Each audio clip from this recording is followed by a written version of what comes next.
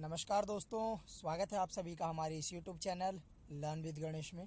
उम्मीद करता हूँ आप लोग अच्छे होंगे और आपकी पढ़ाई जो है बहुत अच्छे तरीके से चल रही होगी। दोस्तों, हम कर रहे थे एनसीईआरटी सार संग्रह और उसका हमने पॉलिटी का जो पार्ट है उसको स्टार्ट किया था। तो आज मैं पॉलिटी के ऊपर आपके लिए 4th चैप्टर लेकर आया हूँ, 4th पार्ट लेकर आया हूँ, जिसमें आज हम शुरू करने वाले हैं राज्य विधानमंडल से। तो चलिए ज़्यादा देर न करते हुए इस वीडियो को शुरू करते हैं। अगर बात करें राज्य विधानमंडल की, दोस्तों जैसा कि मैंने आपको बताया था कि विधायिका जो है वो केंद्रीय स्तर की विधायिका होती है और एक राज्य की विधायिका होती है। केंद्र की विधायिका को हम संसद के नाम से जानते हैं और राज्य की विधायिका को हम विधानमंडल के नाम से जानते हैं। तो राज्य विधानमंडल जो है उसमें विधानसभा, विधान परिषद और राज्यपाल तीनों शामिल होते हैं। लेकिन जो विधान परिषद की जो व्यवस्था है वो राज्य के ऊपर डिपेंड करता है कि वो अपने राज्य में विधान परिषद का गठन करेंगे या नहीं। ठीक है, तो ऐसे मात्र 6 राज्य अभी वर्तमान में हैं जिनके पास विधान परिषद है। वो 6 राज्य कौन कौन से हैं? तो यूपी, बिहार, महाराष्ट्र, कर्नाटक, आंध्र प्रदेश और तेलंगाना। ये 6 स्टेट हैं जिनके पास अभी विधान परिषद है। अभी कुछ समय पहले तक जम्मू कश्मीर भी एक राज्य हुआ करता था और उसके पास भी अपनी विधान परिषद था। लेकिन जम्मू कश्मीर को चूँकि 31 अक्टूबर 2019 को क्या बना दिया गया? केंद्र शासित प्रदेश के रूप में विभाजित कर दिया गया। इसी वजह से वहाँ की जो विधान परिषद थी उसको समाप्त कर दिया गया। ठीक है, तो आगे हम देखते हैं अब कि विधान परिषद में और क्या क्या चीज़ें इम्पोर्टेंट हैं। तो चलिए देखते हैं। भारत में राज्य विधानमंडलों का उच्च सदन कौन सा है? तो राज्य विधानमंडल जो है उसका उच्च सदन है विधान परिषद और निम्न सदन विधान सभा। राज्यों के वित्त लेखों पर नियंत्रण कौन रखता है? तो नियंत्रक एवं महालेखा परीक्षक।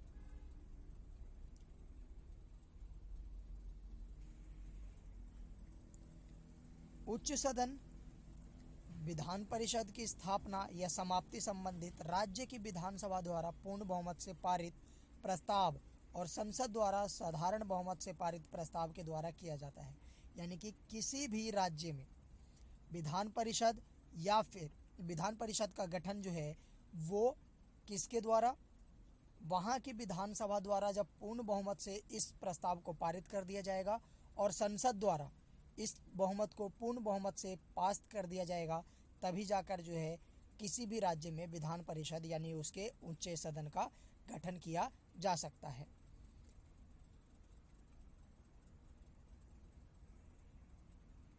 चलिए आगे देखते हैं। राज्यों के वित्तीय लेखों पर नियंत्रण कौन रखता है? तो नियंत्रक एवं महालेखा परीक्षक। अगला है विधान परिषद किसी साधारण विधेयक को अधिकतम कितने समय तक रोक सकता है? तो विधान परिषद जो है कोई भी साधारण विधेयक हो उसको 4 महीने तक रोक सकता है। ठीक है, यहाँ पर दे रखा है राज्य मंत्रिपरिषद से संबंधित कुछ महत्वपूर्ण अनुच्छेद। उन अनुच्छेदों के बारे में हम चर्चा कर लेते हैं। यहाँ पर दे रखा है अनुच्छेद और यहाँ पर है उसकी विषय वस्तु। आर्टिकल 163 राज्य को सलाह एवं सहायता के लिए मंत्रिपरिषद के गठन का प्रावधान किया गया है आर्टिकल 163 के तहत। आर्टिकल 164 के तहत राज्य के मंत्रिमंडल का सामूहिक उत्तरदायित्व विधानसभा के प्रति होता है।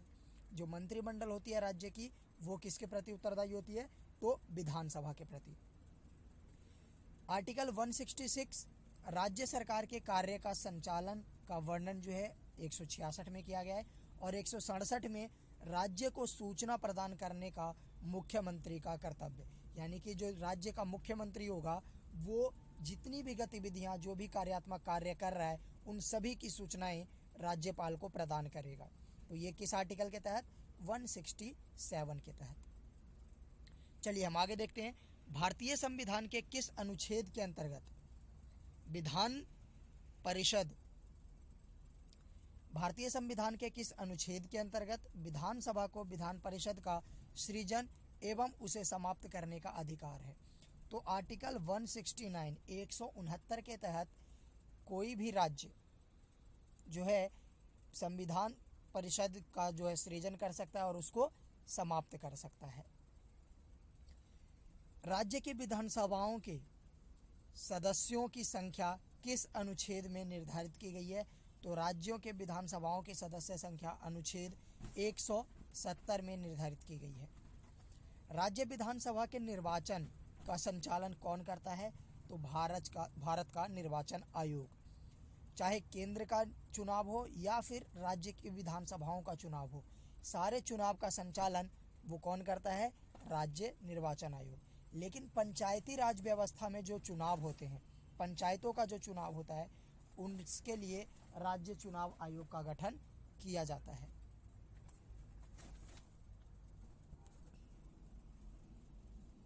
चलिए आगे देखते हैं। राज्य विधान परिषद को भंग नहीं किया जा सकता है, परंतु इसे समाप्त किया जा सकता है। भारत के किस राज्य में समान नागरिक संहिता लागू है? तो वो है गोवा में। राज्य का विधानसभा अध्यक्ष अपना त्यागपत्र किसे सौंपता है? तो उपाध्यक्ष को। जैसे राष्ट्रपति उपराष्ट्रपति को त्यागपत्र सौंपता है, ठीक उसी प्रकार से राज्यसभा का जो अध्यक्ष है वो अपने उपाध्यक्ष को सौंपता है। मुख्यमंत्री की सलाह पर राज्यपाल द्वारा मंत्रियों की नियुक्ति की जाती है और ये राज्यपाल के प्रसाद पर्यंत कार्य करते हैं।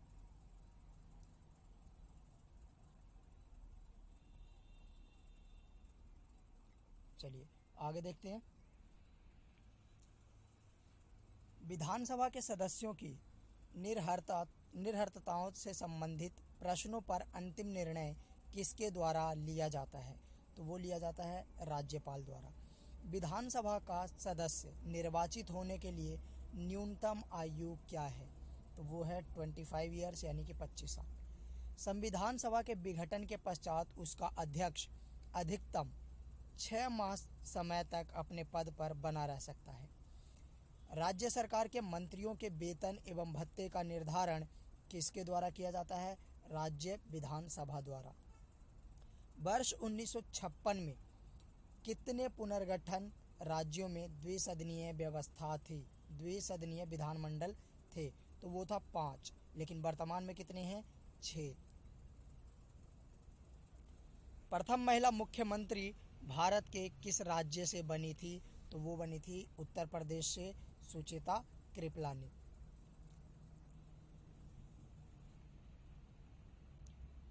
यहाँ पर दे रखा है राज्य और उन राज्यों में विधानसभा में कितने सदस्य हैं उनकी संख्या दे रखी है, एक लिस्ट दे रखा है, तो इसको आप देखिए जरा। आंध्र प्रदेश में 175 सदस्य हैं विधानसभा में, असम में 126, छत्तीसगढ़ में 90, गुजरात में 182, हिमाचल प्रदेश में 68, कर्नाटक में 224, एमपी में 230, मणिपुर में 60 सदस्य हैं, मिजोरम में 40, उड़ीसा में 147, राजस्थान में 200, अरुणाचल प्रदेश में 60, बिहार में 243, गोवा में 40 सदस्य हैं, हरियाणा में 90, झारखंड में 81, केरल में 140, महाराष्ट्र में 288, मेघालय में 60, नागालैंड में 60, पंजाब में 117, सिक्किम में 32।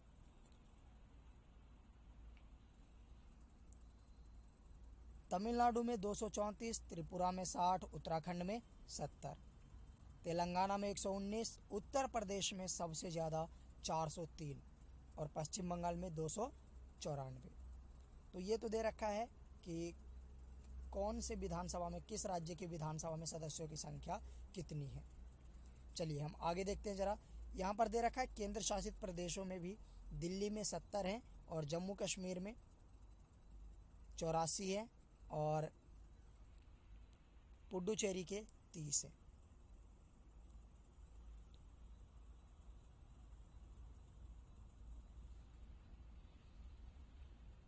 चलिए यहाँ पर देखते हैं हम अपना अगला टॉपिक जो है वो है उच्च न्यायालय, हाई कोर्ट। दोस्तों जैसा कि मैंने आपको बताया था सर्वोच्च न्यायालय के बारे में, यहाँ पर मैं आपको बताता हूँ कि उच्च न्यायालय का वर्णन जो है संविधान के भाग 6 में किया गया है।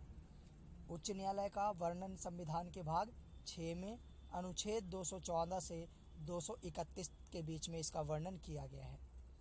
अनुच्छेद 214 में बताया गया है कि राज्यों के लिए एक उच्च न्यायालय की व्यवस्था होगी। अनुच्छेद 216 में उच्च न्यायालय के गठन का वर्णन किया गया है और अनुच्छेद 231 में 2 या 2 से अधिक राज्यों के लिए एक ही उच्च न्यायालय की व्यवस्था की गई है। तो ये कुछ आर्टिकल्स हैं उच्च न्यायालय से संबंधित, अनुच्छेद 214, 216 और 231, जो इम्पोर्टेंट है और आपको ध्यान में रखना चाहिए। वर्तमान में अगर हमें देखें तो पूरे देश में 24 उच्च न्यायालय हैं। कितने? 24। 28 राज्यों में से 23 उच्च न्यायालय की व्यवस्था की गई है। 28 राज्यों में 23 उच्च न्यायालय हैं और 7 केंद्र शासित प्रदेशों में एक उच्च न्यायालय है, वो है दिल्ली में। क्लियर है? हाई कोर्ट के न्यायाधीशों की संख्या जो है वो राष्ट्रपति द्वारा तय की जाती है कि हाई कोर्ट में कितने न्यायाधीश होंगे। तो यहाँ तक क्लियर है। तो चलिए अब हम देखते हैं इससे थोड़ा सा और आगे। नियुक्ति के बारे में मैंने आपको बता दिया है कि सुप्रीम कोर्ट या हाई कोर्ट दोनों के जजों की नियुक्ति जो है वो राष्ट्रपति द्वारा किया जाता है और राष्ट्रपति जो नियुक्ति करता है हाई कोर्ट के जजों की, वो किसी की सलाह पर करता है। तो किस किस की सलाह लेता है? तो सुप्रीम कोर्ट के मुख्य न्यायाधीश की सलाह लेते हैं, राज्यों के राज्यपाल के का सलाह लेते हैं और हाई कोर्ट के मुख्य न्यायाधीश जो होते हैं उनका सलाह लेकर हाई कोर्ट के अन्य न्यायाधीशों की नियुक्ति जो है राष्ट्रपति करते हैं। अगर हम इनकी योग्यता की बात करें तो भारत का नागरिक होना चाहिए, 10 वर्ष तक न्यायाधीश रह चुका हो या फिर 10 वर्ष के लिए हाई कोर्ट में ही अधिवक्ता या फिर हम कह सकते हैं कि वकील के रूप में उन्होंने काम किया हो। अगर हम बात करें स्थानांतरण की, एक सुप्रीम कोर्ट से दूसरे सुप्रीम कोर्ट में न्यायाधीशों का स्थानांतरण जो है वो राष्ट्रपति द्वारा किया जाता है। यानी कि एक राज्य के सुप्रीम हाई कोर्ट से दूसरे राज्य के हाई कोर्ट में तबादला किसके द्वारा किया जाता है? तो वो किया जाता है राष्ट्रपति द्वारा। इतना क्लियर है? चलिए अब हम इससे आगे बढ़ते हैं। अंडमान एवं निकोबार द्वीप समूह किस उच्च न्यायालय के क्षेत्राधिकार के अंतर्गत आता है? तो कलकत्ता उच्च न्यायालय के क्षेत्राधिकार के अंतर्गत। उच्च न्यायालय के न्यायाधीशों के वेतन और भत्ते किस निधि से दिए जाते हैं? तो राज्य की संचित निधि से। उच्चतम न्यायालय के निर्णय से पूर्व किस उच्च न्यायालय ने यह निर्णय दिया कि एक ही बार में 3 बार तलाक कहने से तलाक होना गैरकानूनी है? ये किसने बताया है? इलाहाबाद उच्च न्यायालय ने यह जजमेंट दिया था। न्यायाधीशों को हटाने की प्रक्रिया में 3 सदस्यीय समिति। न्यायाधीशों को अगर हटाना हो तो वो किस प्रकार से हटाया जाएगा? तो भारत के मुख्य न्यायाधीश या उच्चतम न्यायालय का कोई अन्य वरिष्ठ न्यायाधीश उसमें शामिल होगा। उच्च न्यायालय का मुख्य न्यायाधीश होगा और एक प्रख्यात विधि वेता होगा जो कानून की जानकारी रखता हो और उनके द्वारा उसके जो भी आरोप लगाया उसकी सुनवाई की जाएगी और उसके बाद में उसको हटाया जा सकता है। नेक्स्ट देखते हैं, एक उच्च न्यायालय का न्यायाधीश अपना त्याग पत्र किसे संबोधित करता है? तो वो राष्ट्रपति को। उच्च न्यायालय के न्यायाधीश की सेवानिवृत्ति की आयु क्या है? तो वो है 62 वर्ष और सर्वोच्च न्यायालय के न्यायाधीश की कितनी है? तो वो है 65 वर्ष।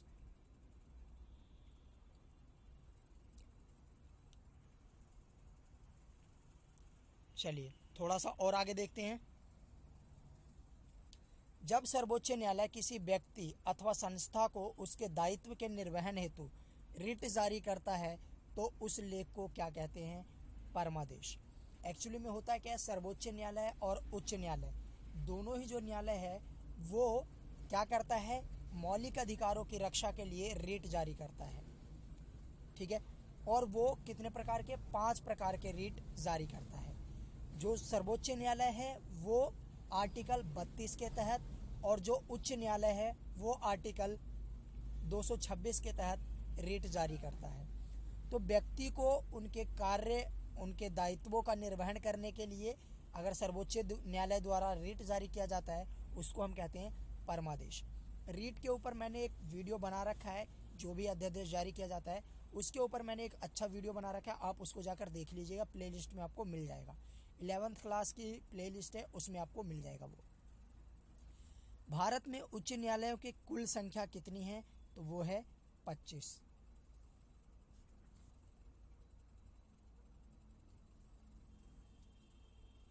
संपत्ति का अधिकार वर्तमान में संवैधानिक अधिकार है जिसकी रक्षा के लिए उच्च न्यायालय रिट जारी कर सकता है। राज्य के उच्च न्यायालय का मुख्य क्षेत्राधिकार के अंतर्गत कौन सा अधिकार नहीं आता है? परामर्श संबंधी क्षेत्राधिकार, क्योंकि परामर्श संबंधी क्षेत्राधिकार जो है वो सर्वोच्च न्यायालय के अधिकार क्षेत्र में आता है।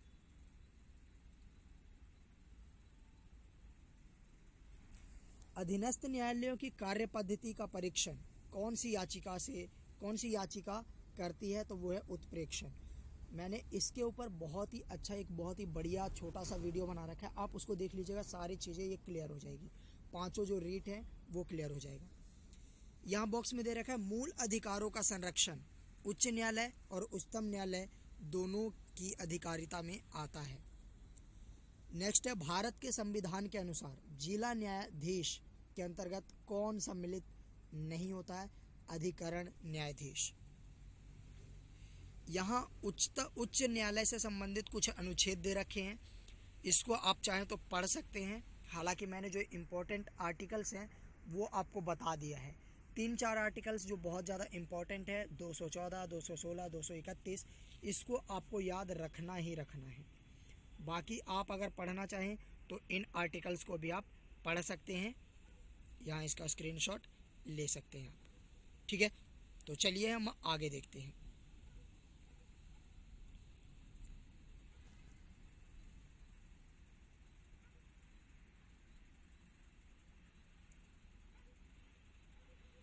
यहाँ दे रखा है उच्च न्यायालय पीठ की अवस्थिति एवं क्षेत्राधिकार। यहाँ पर नाम लिखा हुआ है, कौन सा उच्च न्यायालय है, वर्ष क्या है और इसका क्षेत्राधिकार क्या है, यानी कि वो उसका जो नियंत्रण है वो किन किन क्षेत्रों में है, और इसका जो मुख्य पीठ व खंडपीठ है वो कहाँ पर है। तो अगर हम कलकत्ता देखें उच्च न्यायालय, तो इसकी स्थापना 1862 में की गई थी, और इसके अंतर्गत कौन कौन सा क्षेत्र आता है? तो आता है पश्चिम बंगाल, अंडमान निकोबार द्वीप समूह, और इसका जो मुख्य पीठ है कोलकाता पोर्ट ब्लेयर में खंडपीठ है। मुंबई के अंतर्गत इसकी भी स्थापना 1862 में। इसके अंतर्गत आता है महाराष्ट्र, दादर व नागर हवेली तथा दमन और दीव और गोवा। ये 3 क्षेत्र जो है मुंबई उच्च न्यायालय के अंतर्गत आता है। मद्रास के अंतर्गत अगर हम देखें तो इसकी स्थापना भी जो है 1862 में किया गया था, और इसमें तमिलनाडु और पुडुचेरी क्षेत्र जो है सम्मिलित है। कर्नाटक उच्च न्यायालय की स्थापना 1884 में, और इसके अंतर्गत जो आता है क्षेत्र वो कौन सा आता है? कर्नाटक। इलाहाबाद के अंतर्गत उत्तर प्रदेश आता है, और इसकी स्थापना 1866 में। पटना के अंतर्गत बिहार आता है, और इसकी स्थापना 1916 में। जम्मू कश्मीर के अंतर्गत जम्मू कश्मीर एवं लद्दाख वाला क्षेत्र आता है, और इसकी स्थापना 1928 में की गई थी। मध्य प्रदेश के अंतर्गत जो आता है मध्य प्रदेश क्षेत्र, और इसकी स्थापना 1936 में की गई थी। पंजाब एवं हरियाणा के अंतर्गत इस उच्च न्यायालय के अंतर्गत इसकी स्थापना 1947 में की गई थी, और ये इसमें आता है पंजाब, हरियाणा और चंडीगढ़ का क्षेत्र जो इसमें शामिल है। गुवाहाटी के अंतर्गत असम, नागालैंड, मिजोरम तथा अरुणाचल प्रदेश, और इसकी स्थापना 1948 में की गई थी। उड़ीसा के अंतर्गत उड़ीसा क्षेत्र आता है, और इसकी स्थापना 1948 में की गई थी। राजस्थान के अंतर्गत 1949 में इसकी स्थापना, और राजस्थान क्षेत्र जो इसमें शामिल है। आंध्र प्रदेश, इसमें आंध्र प्रदेश वाला क्षेत्र शामिल है, स्थापना 1954 में। केरल उच्च न्यायालय के अंतर्गत 1958 में इसकी स्थापना। केरल व लक्षद्वीप वाला जो क्षेत्र है वो इसमें शामिल है। गुजरात के अंतर्गत गुजरात वाला क्षेत्र 1960 में स्थापना। दिल्ली के अंतर्गत दिल्ली वाला क्षेत्र, और इसकी स्थापना 1966 में। हिमाचल प्रदेश का एरिया, और 1967 में इसकी स्थापना। सिक्किम का भी सिक्किम ही है, और इसकी स्थापना 1975 में। तो आपको यहाँ पर ध्यान में क्या रखना है? आपको यहाँ याद ये रखना है कि कौन सा ऐसा उच्च न्यायालय है जिसका जो उच्च न्यायालय है, जो क्षेत्र है वो अलग है। जैसे पश्चिम बंगाल और अंडमान निकोबार द्वीप समूह का जो उच्च न्यायालय है वो कौन सा है, कलकत्ता है। तो ये आपको ध्यान में रखने वाली बात होगी। दादर व नागर हवेली तथा दमन और दीव और गोवा किस उच्च न्यायालय के अंतर्गत आते हैं, तो वो आते हैं मुंबई के अंतर्गत। तो ये चीज़ें आपको ध्यान में रखना होगा। मद्रास और पुडुचेरी किसके अंतर्गत आता है, तो मद्रास के अंतर्गत आता है। तो ये आपको ध्यान में रखना होगा। बाकी जो नाम राज्यों के नाम पर है उसको याद रखना मुश्किल नहीं होगा, वो तो राज्यों के नाम पर है ही। ठीक है। झारखंड जो है झारखंड में ही झारखंड न्यायालय के अंतर्गत ही आता है। मेघालय जो है मेघालय के अंतर्गत ही आता है। मणिपुर जो है मणिपुर के अंतर्गत ही आता है।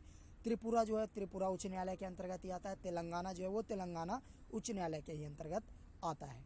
तो इसमें कुछ ज़्यादा याद करने की ज़रूरत नहीं है। ठीक है।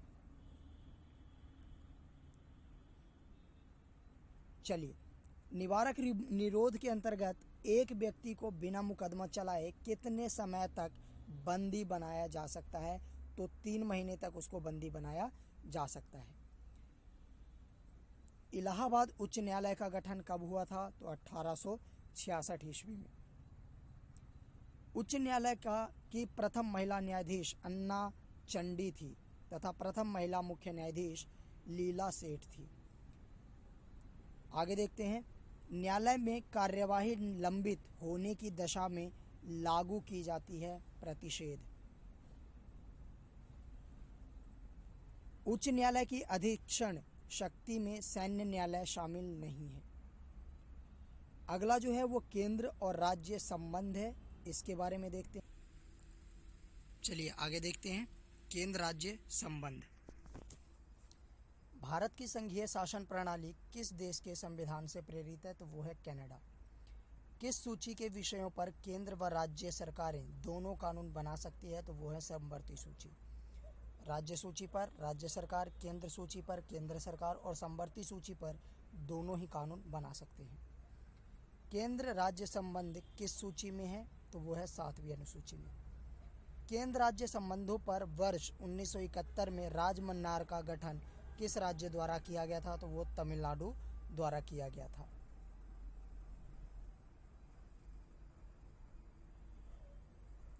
चलिए यहाँ पर देखते हैं थोड़ा सा इस साइड में। केंद्र तथा राज्यों के मध्य शक्तियों का विभाजन किस अनुच्छेद के अंतर्गत किया गया है, तो अनुच्छेद 245 तथा 246 के अंतर्गत। अंतर्राज्यीय परिषद का पदेन अध्यक्ष कौन होता है, तो वो होता है प्रधानमंत्री। संघ द्वारा कौन सा कर लगाया व वसूला जाता है तथा संघ तथा राज्यों में बांटा जाता है, तो कृषि आय के अतिरिक्त आय पर कर। सरकारिया आयोग का गठन कब किया गया था, तो मार्च 1983 में, और ये केंद्र और राज्य संबंधों से संबंधित एक आयोग था।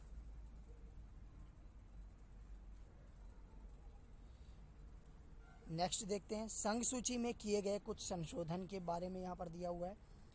छठे संविधान संशोधन 1956 द्वारा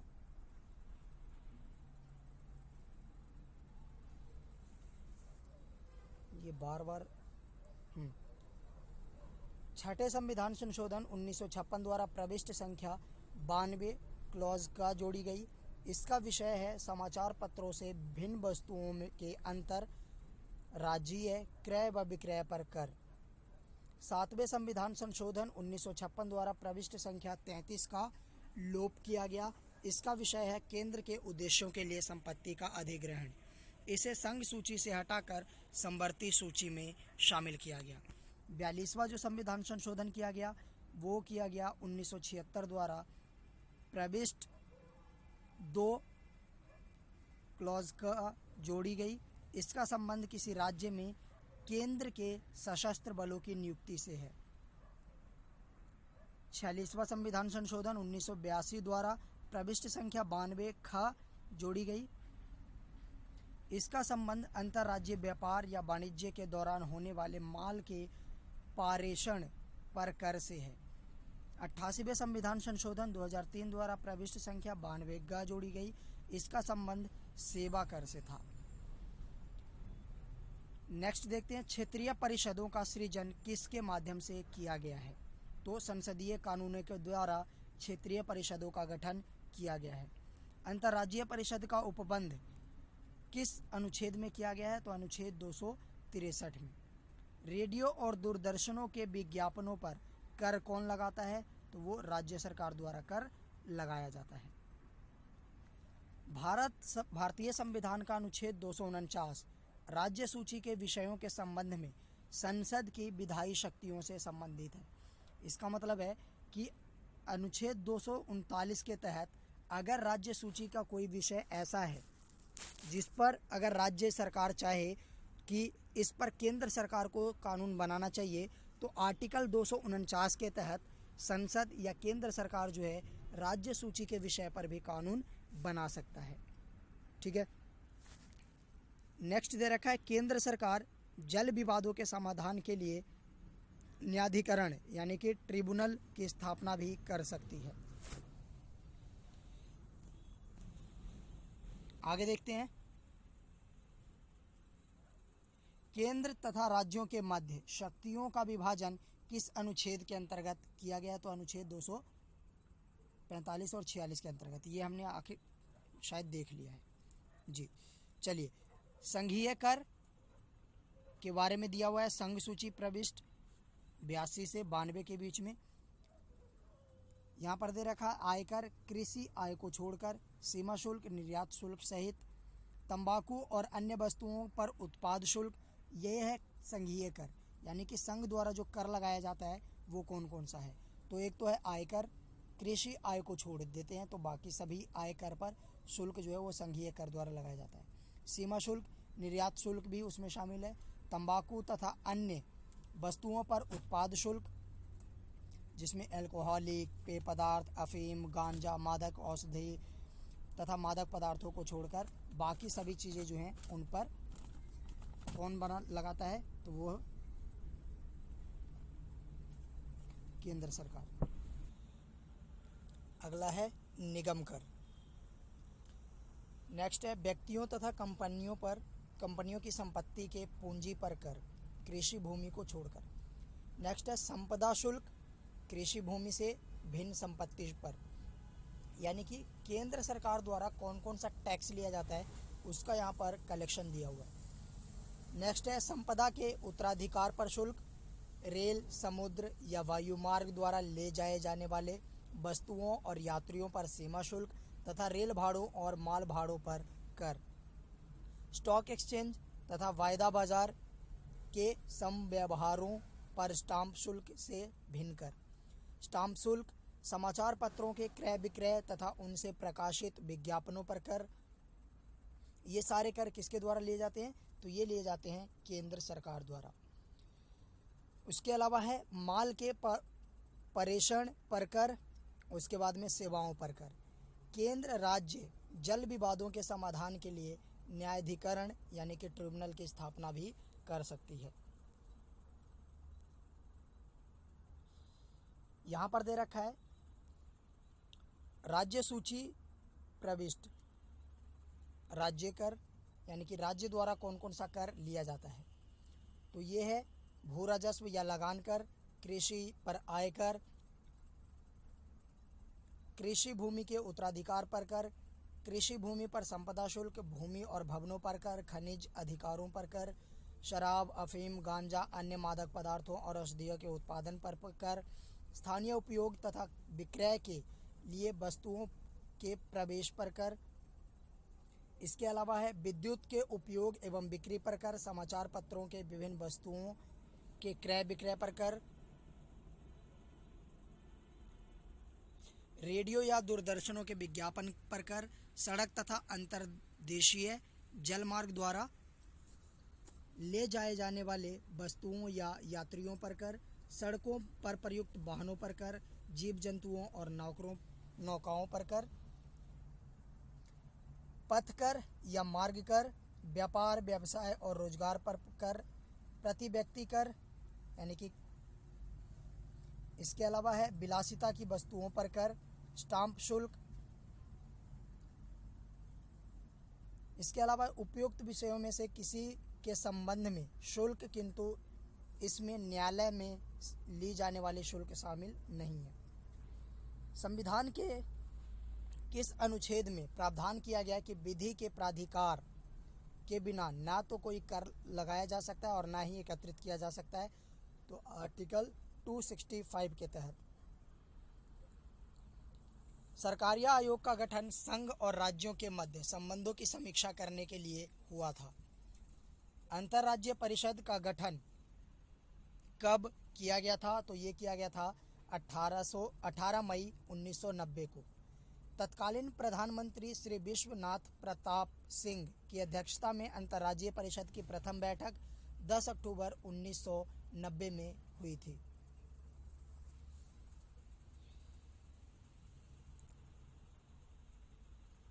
चलिए, यहाँ पर दे रखा है आयोग एवं समितियाँ, यानी कि केंद्र और राज्यों के संबंधों से संबंधित कुछ आयोग और समितियों का गठन किया गया था। तो ये आयोग और समितियाँ कौन कौन सी हैं? तो केंद्र राज्य संबंधों पर विचार करने के लिए समय समय पर विभिन्न आयोग एवं समितियों का गठन किया गया। तो इधर समितियों के नाम दे रखा है और ये उनके अध्यक्ष थे जिनके नेतृत्व में समितियों का गठन किया गया। तो राजमन्नार समिति 1969 में इसका गठन किया गया। डॉक्टर DPB मन्नार के नेतृत्व में। सरकारिया आयोग का गठन किया गया 1983 में रणजीत सिंह सरकारिया के नेतृत्व में। और प्रशासनिक सुधार आयोग का गठन जो है 1996 में किया गया मोरारजी देसाई के नेतृत्व में। शीतलवाड़ समिति 1996 में गठित किया गया MC शीतलवाड़ के नेतृत्व में। और पुंछी आयोग जो सबसे लास्ट में आया था 2007 में, ये मदन मोहन पुंछी के नेतृत्व में लाया गया था।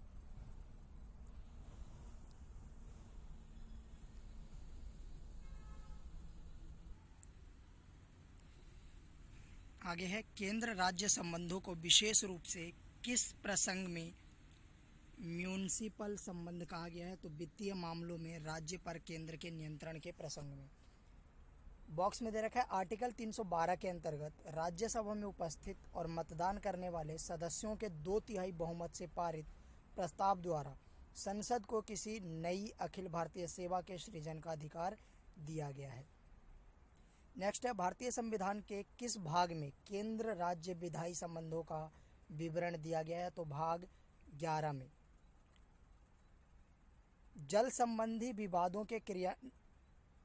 का न्याय निर्णयन किस अनुच्छेद के अंतर्गत आता है? तो अनुच्छेद 262 के अंतर्गत। बॉक्स में दे रखा है प्रधानमंत्री की अनुपस्थिति में अंतर्राज्यीय परिषद की अध्यक्षता किसके द्वारा की जाती है?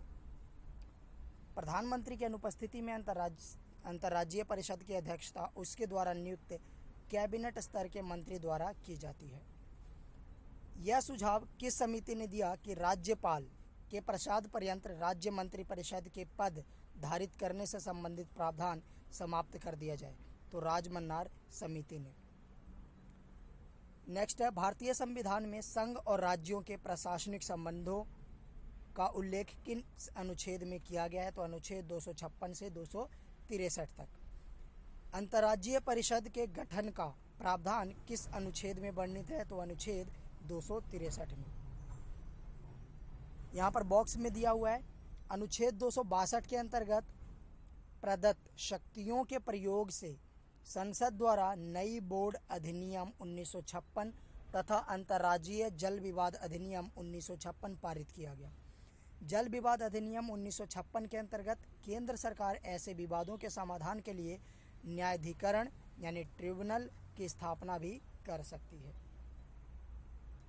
यहाँ पर दे रखा है राज्य और संघ संबंध और उससे संबंधित कुछ अनुच्छेद।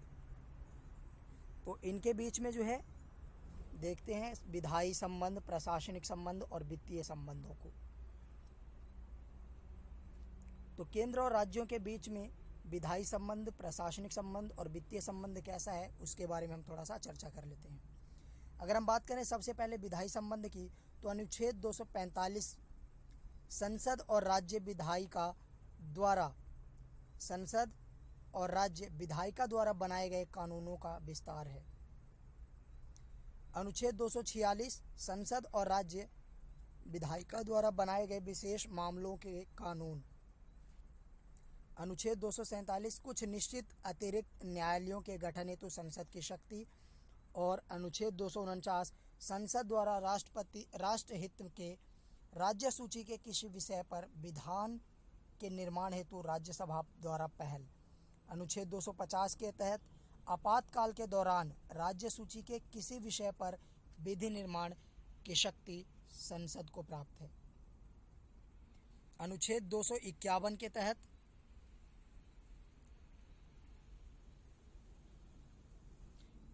अनुच्छेद 249 और 250 के अधीन संसद द्वारा निर्मित विधि के असंगत होने की स्थिति में राज्य विधि पर वरीयता।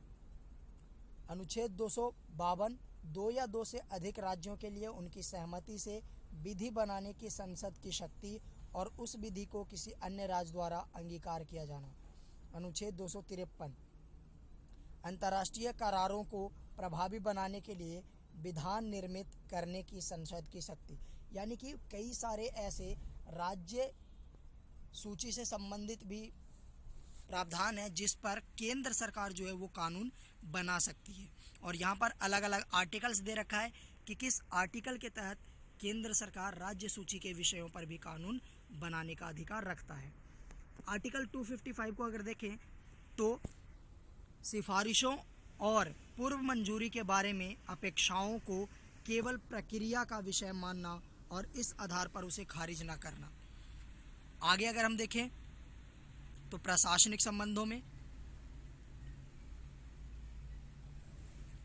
तो आर्टिकल 256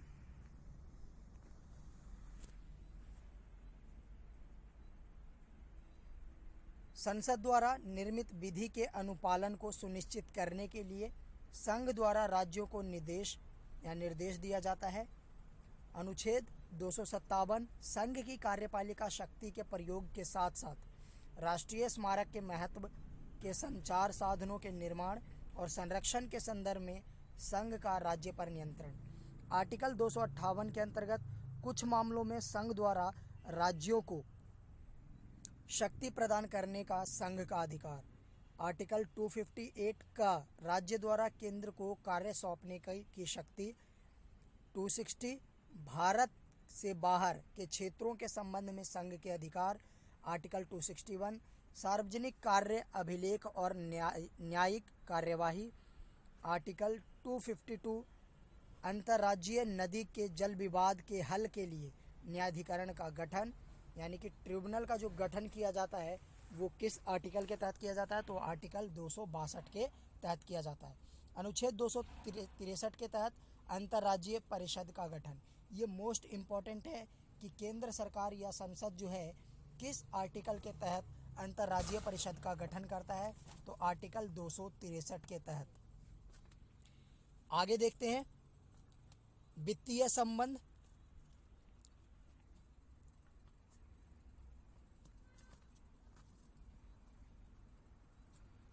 आर्टिकल 265 विधि के प्राधिकरण के बिना करों का आरोपण नहीं। आर्टिकल 266 भारत और राज्यों की संचित निधियों और लेखा का लोक लेखा।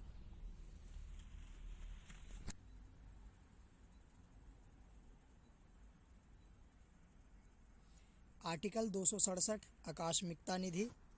आर्टिकल 268 केंद्र द्वारा लगाए गए परंतु राज्यों द्वारा एकत्रित एवं विनियोजित कर।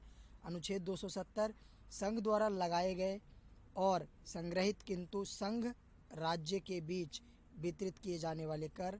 अनुच्छेद 271 कुछ निश्चित चुंगी व कर पर केंद्र द्वारा लगाया गया अतिरिक्त प्रभार। आर्टिकल 274 राज्यों के हितों से संबंधित कराधान वाले विधेयकों के संदर्भ में राष्ट्रपति की पूर्वानुमति की आवश्यकता। आर्टिकल 275 कुछ राज्यों को संघ से अनुमोदन। आर्टिकल 276 व्यवसाय व्यापार और रोजगार पर कर। 280 राष्ट्रपति द्वारा प्रत्येक 5वें वर्ष की समाप्ति पर वित्त आयोग का गठन। ये बहुत ज़्यादा इम्पोर्टेंट आर्टिकल है तो इसको तो आप मोस्ट इम्पॉर्टेंट कर लीजिए, BVIP कर लीजिएगा आर्टिकल 280 को कि किस आर्टिकल के तहत वित्त आयोग का गठन किया जाता है तो वो 280 के तहत। 281 वित्त आयोग की सिफारिशें को संसद के समक्ष रखा जाना। 283 संचित निधि, आकस्मिकता निधि और लोक लेखा में जमा धनराशियों के की अभिरक्षण। 285 संघ की संपत्ति को राज्य के कराधान से छूट। 286 वस्तुओं की बिक्री पर कर के अधिरोपण के विषय में निर्वर्धन। 287 विद्युत पर करों से छूट। 288 पानी और बिजली के संबंध में राज्य द्वारा कराधान से कुछ दशाओं में छूट। और 289 के तहत राज्यों की संपत्ति और आय को संघ के कराधान से छूट। यहाँ पर दे रखा है केंद्र राज्य संबंधों में सुधार हेतु प्रशासनिक सुधार आयोग 1966, राजमन्नार समिति 1969, आनंदपुर साहिब प्रस्ताव 1973, सरकारी आयोग 1983 तथा पुंछी आयोग 2007 का गठन किया गया था। तो ये जो हैं सभी केंद्र और राज्यों के संबंधों में सुधार हेतु आयोगों का गठन किया गया था। आगे अगर हम देखें तो आपात उपबंध के बारे में पढ़ते हैं। दोस्तों, आप अभी तक अगर हमारे चैनल पर नए हैं तो चैनल को प्लीज़ सब्सक्राइब कर लीजिएगा और वीडियो को लाइक और शेयर ज़रूर कीजिएगा। और जिन दोस्तों के पास अभी भी एनसीईआरटी सार संग्रह की बुक नहीं है उन लोगों के पास तो ये वीडियो ज़रूर शेयर कीजिएगा। तो चलिए हम शुरू करते हैं अब आपात उपबंध को।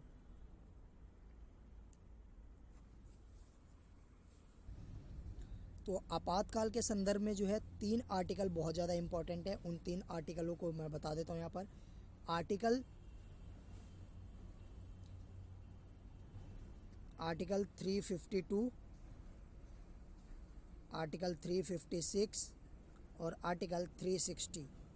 ये 3 आर्टिकल जो है बहुत ज़्यादा इम्पोर्टेंट है आपातकाल से संबंधित। आर्टिकल 352 के तहत राष्ट्रीय आपातकाल, आर्टिकल 356 के तहत राष्ट्रपति शासन और 360 के तहत वित्तीय आपातकाल का प्रावधान किया गया है।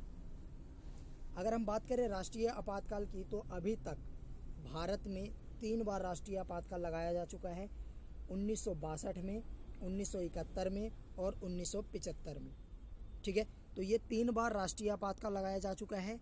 अगर हम बात करें राष्ट्रपति शासन की तो भारत के अलग अलग राज्यों में कई बार राष्ट्रपति शासन को लागू किया जा चुका है। अगर हम बात करें वित्तीय आपातकाल की तो अभी तक भारत में एक भी बार वित्तीय आपातकाल नहीं लगाया गया है। ठीक है, चलिए आगे देखते हैं हम थोड़ा सा और।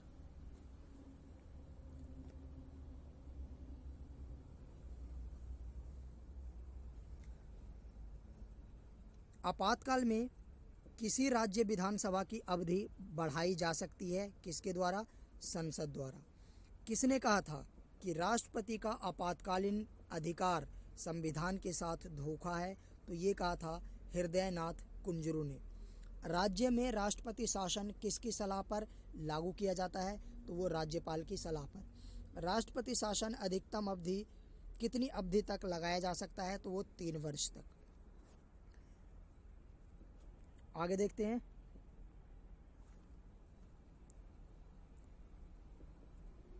अब तक की गई आपातकालीन उद्घोषणाएं, यानी कि अब तक कितनी बार आपातकाल लगाया जा चुका है? अभी तक अनुच्छेद 352 का प्रयोग 3 बार किया गया है। इन तीनों उद्घोषणाओं से संबंधित प्रमुख तथ्य इस प्रकार है। पहली बार 26 अक्टूबर 1962 को आपातकाल की घोषणा की गई थी, जिसको हम राष्ट्रीय आपातकाल कहते हैं। इसका कारण था कि सितंबर 1962 में चीन ने नेफा यानी कि नॉर्थ का जो एरिया है क्षेत्र पर आक्रमण कर दिया था। इस क्षेत्र को अब अरुणाचल प्रदेश कहा जाता है। तो पहली बार जो राष्ट्रीय आपातकाल लगाया गया आर्टिकल 352 का उपयोग करते हुए, वो लगाया गया था 26 अक्टूबर 1962 को भारत चीन युद्ध के दौरान। दूसरी आपातकाल जो लगाया गया, आपातकाल की दूसरी उद्घोषणा दिसंबर 1971 को पाकिस्तान द्वारा भारत के विरुद्ध उद्घोषित युद्ध छेड़ने के कारण की गई थी। यह उद्घोषणा मार्च 1977 तक लागू रही। और ये जो है दूसरा आपातकाल लगाया गया था, वो कब लगाया गया था?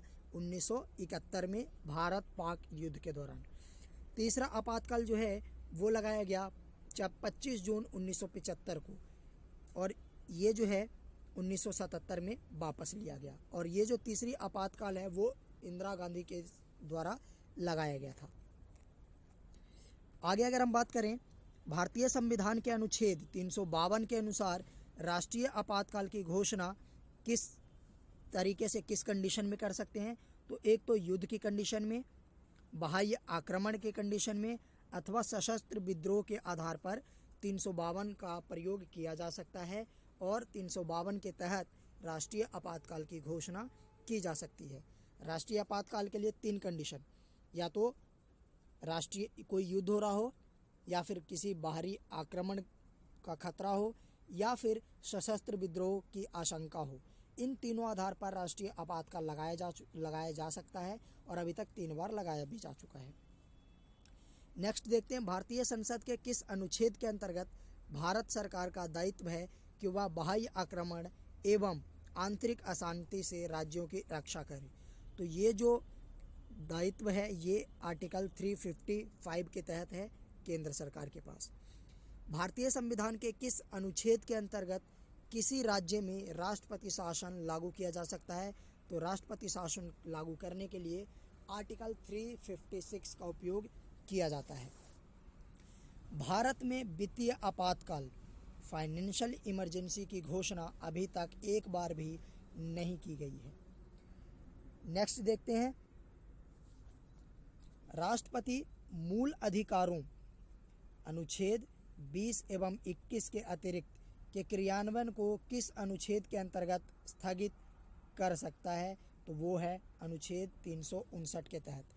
राष्ट्रपति, जब राष्ट्रपति शासन लागू होता है किसी राज्य में, तो आर्टिकल, जितने भी हमारे मौलिक अधिकार हैं, आर्टिकल 20 और 21 को छोड़कर सारे अधिकार समाप्त कर दिए जाते हैं।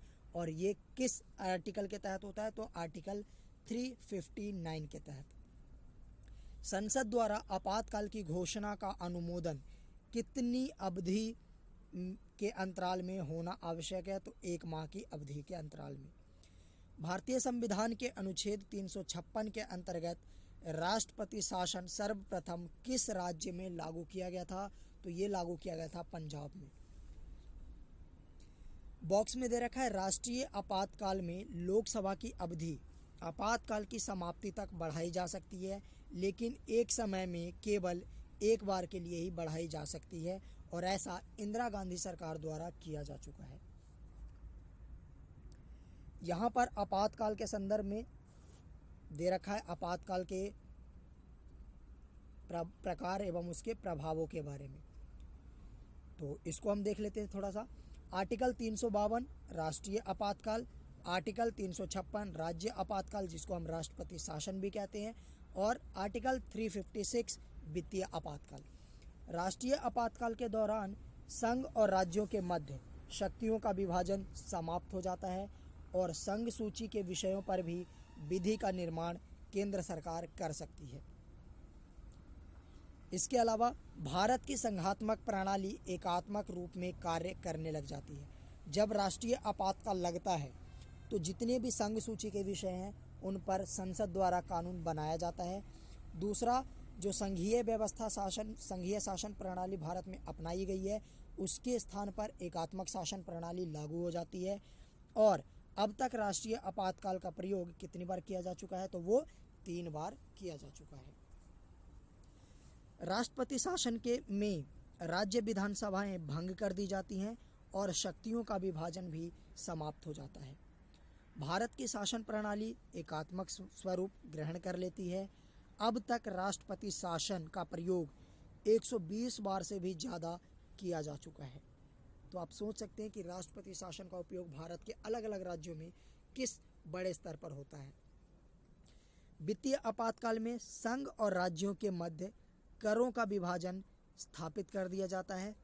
संघ एवं राज्यों के अधीन कार्यरत सभी व्यक्तियों के वेतन एवं भत्तों में कटौती की जा सकती है। इसके अंतर्गत उच्चतम एवं उच्च न्यायालय के न्यायाधीश भी शामिल होते हैं। वित्तीय आपातकाल का प्रयोग अभी तक एक बार भी नहीं किया गया है। मूल संविधान में आपातकाल की उद्घोषणा में सशस्त्र विद्रोह के स्थान पर आंतरिक अशांति का उल्लेख था, लेकिन आंतरिक अशांति के स्थान पर अब जो है सशस्त्र विद्रोह को शामिल किया गया है। तो ये हमारा टॉपिक था। अब हम बात करते हैं नेक्स्ट टॉपिक यानी कि वित्त आयोग फाइनेंशियल कमीशन के बारे में।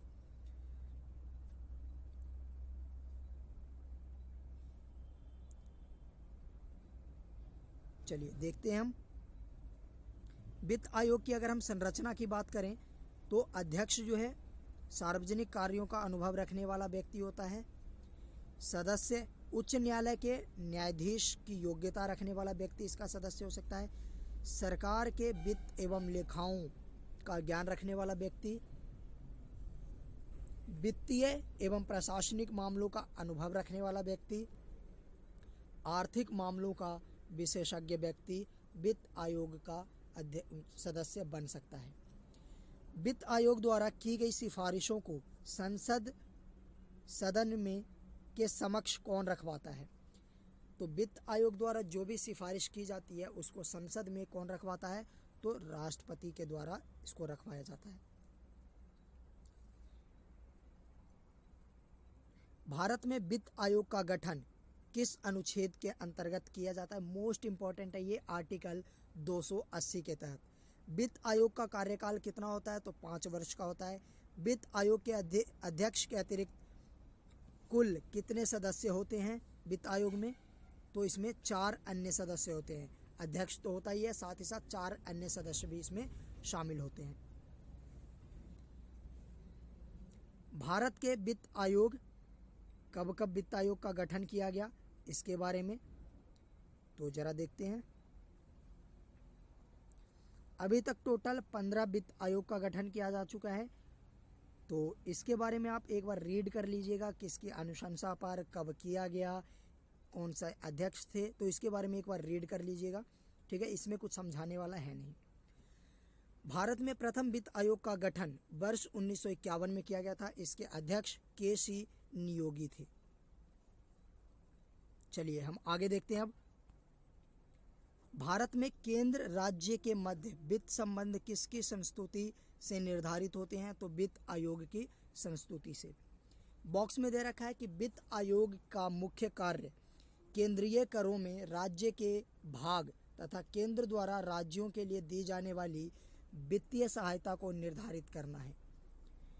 नेक्स्ट है, केंद्र एवं राज्यों के मध्य वित्तीय विवादों का समाधान किस संस्था के द्वारा किया जाता है? तो वो किया जाता है वित्त आयोग द्वारा। केंद्र की समेकित निधि से राज्यों को राजस्व की सहायता हेतु अनुदान देने वाले सिद्धांतों की अनुशंसा कौन सा प्राधिकरण करता है? तो वो वित्त आयोग करता है। आगे देखते हैं। सामान्य रूप से भारत में प्रति 5 वर्ष बाद वित्त आयोग की नियुक्ति केंद्रीय अनुदान एवं संघ के राजस्व में राज्यों का अंश निर्धारित करने के लिए की जाती है। भारत की संचित निधि में से राज्यों के राजस्व में सहायता अनुदान को कौन विनियमित करता है? तो वो करता है वित्त आयोग। 15वें वित्त आयोग की अगर संरचना की बात करें तो इसको हम देख लेते हैं, क्योंकि ये जो है करंट का है और ये इसलिए इम्पोर्टेंट है। तो 15वें वित्त आयोग के अध्यक्ष कौन है? N.K. सिंह। सदस्य कौन है? शक्तिकांत दास।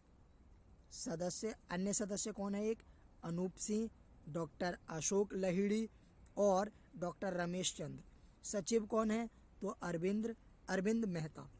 तो यहाँ पर आप अध्यक्ष और सचिव को याद रख सकते हैं। ठीक है, तो चलिए हम बात करते हैं अब नीति आयोग की। तो नीति आयोग जो है, इससे पहले नीति आयोग को योजना आयोग के नाम से जाना जाता था और 2015 में नीति आयोग का नाम बदलकर योजना आयोग का नाम बदलकर नीति आयोग कर दिया गया। नीति आयोग की स्थापना की अगर हम बात करें तो नीति आयोग की स्थापना कब हुई थी? तो ये 15 मार्च 1950 को हुई थी और इसके द्वारा जो है पंचवर्षीय योजनाओं को लागू किया जाता था। योजना आयोग के प्रथम अध्यक्ष कौन थे? तो पंडित जवाहरलाल नेहरू थे। बॉक्स में दे रखा है, योजना आयोग की स्थापना संघीय मंत्रिपरिषद द्वारा एक विशेष प्रस्ताव पारित करके की गई थी।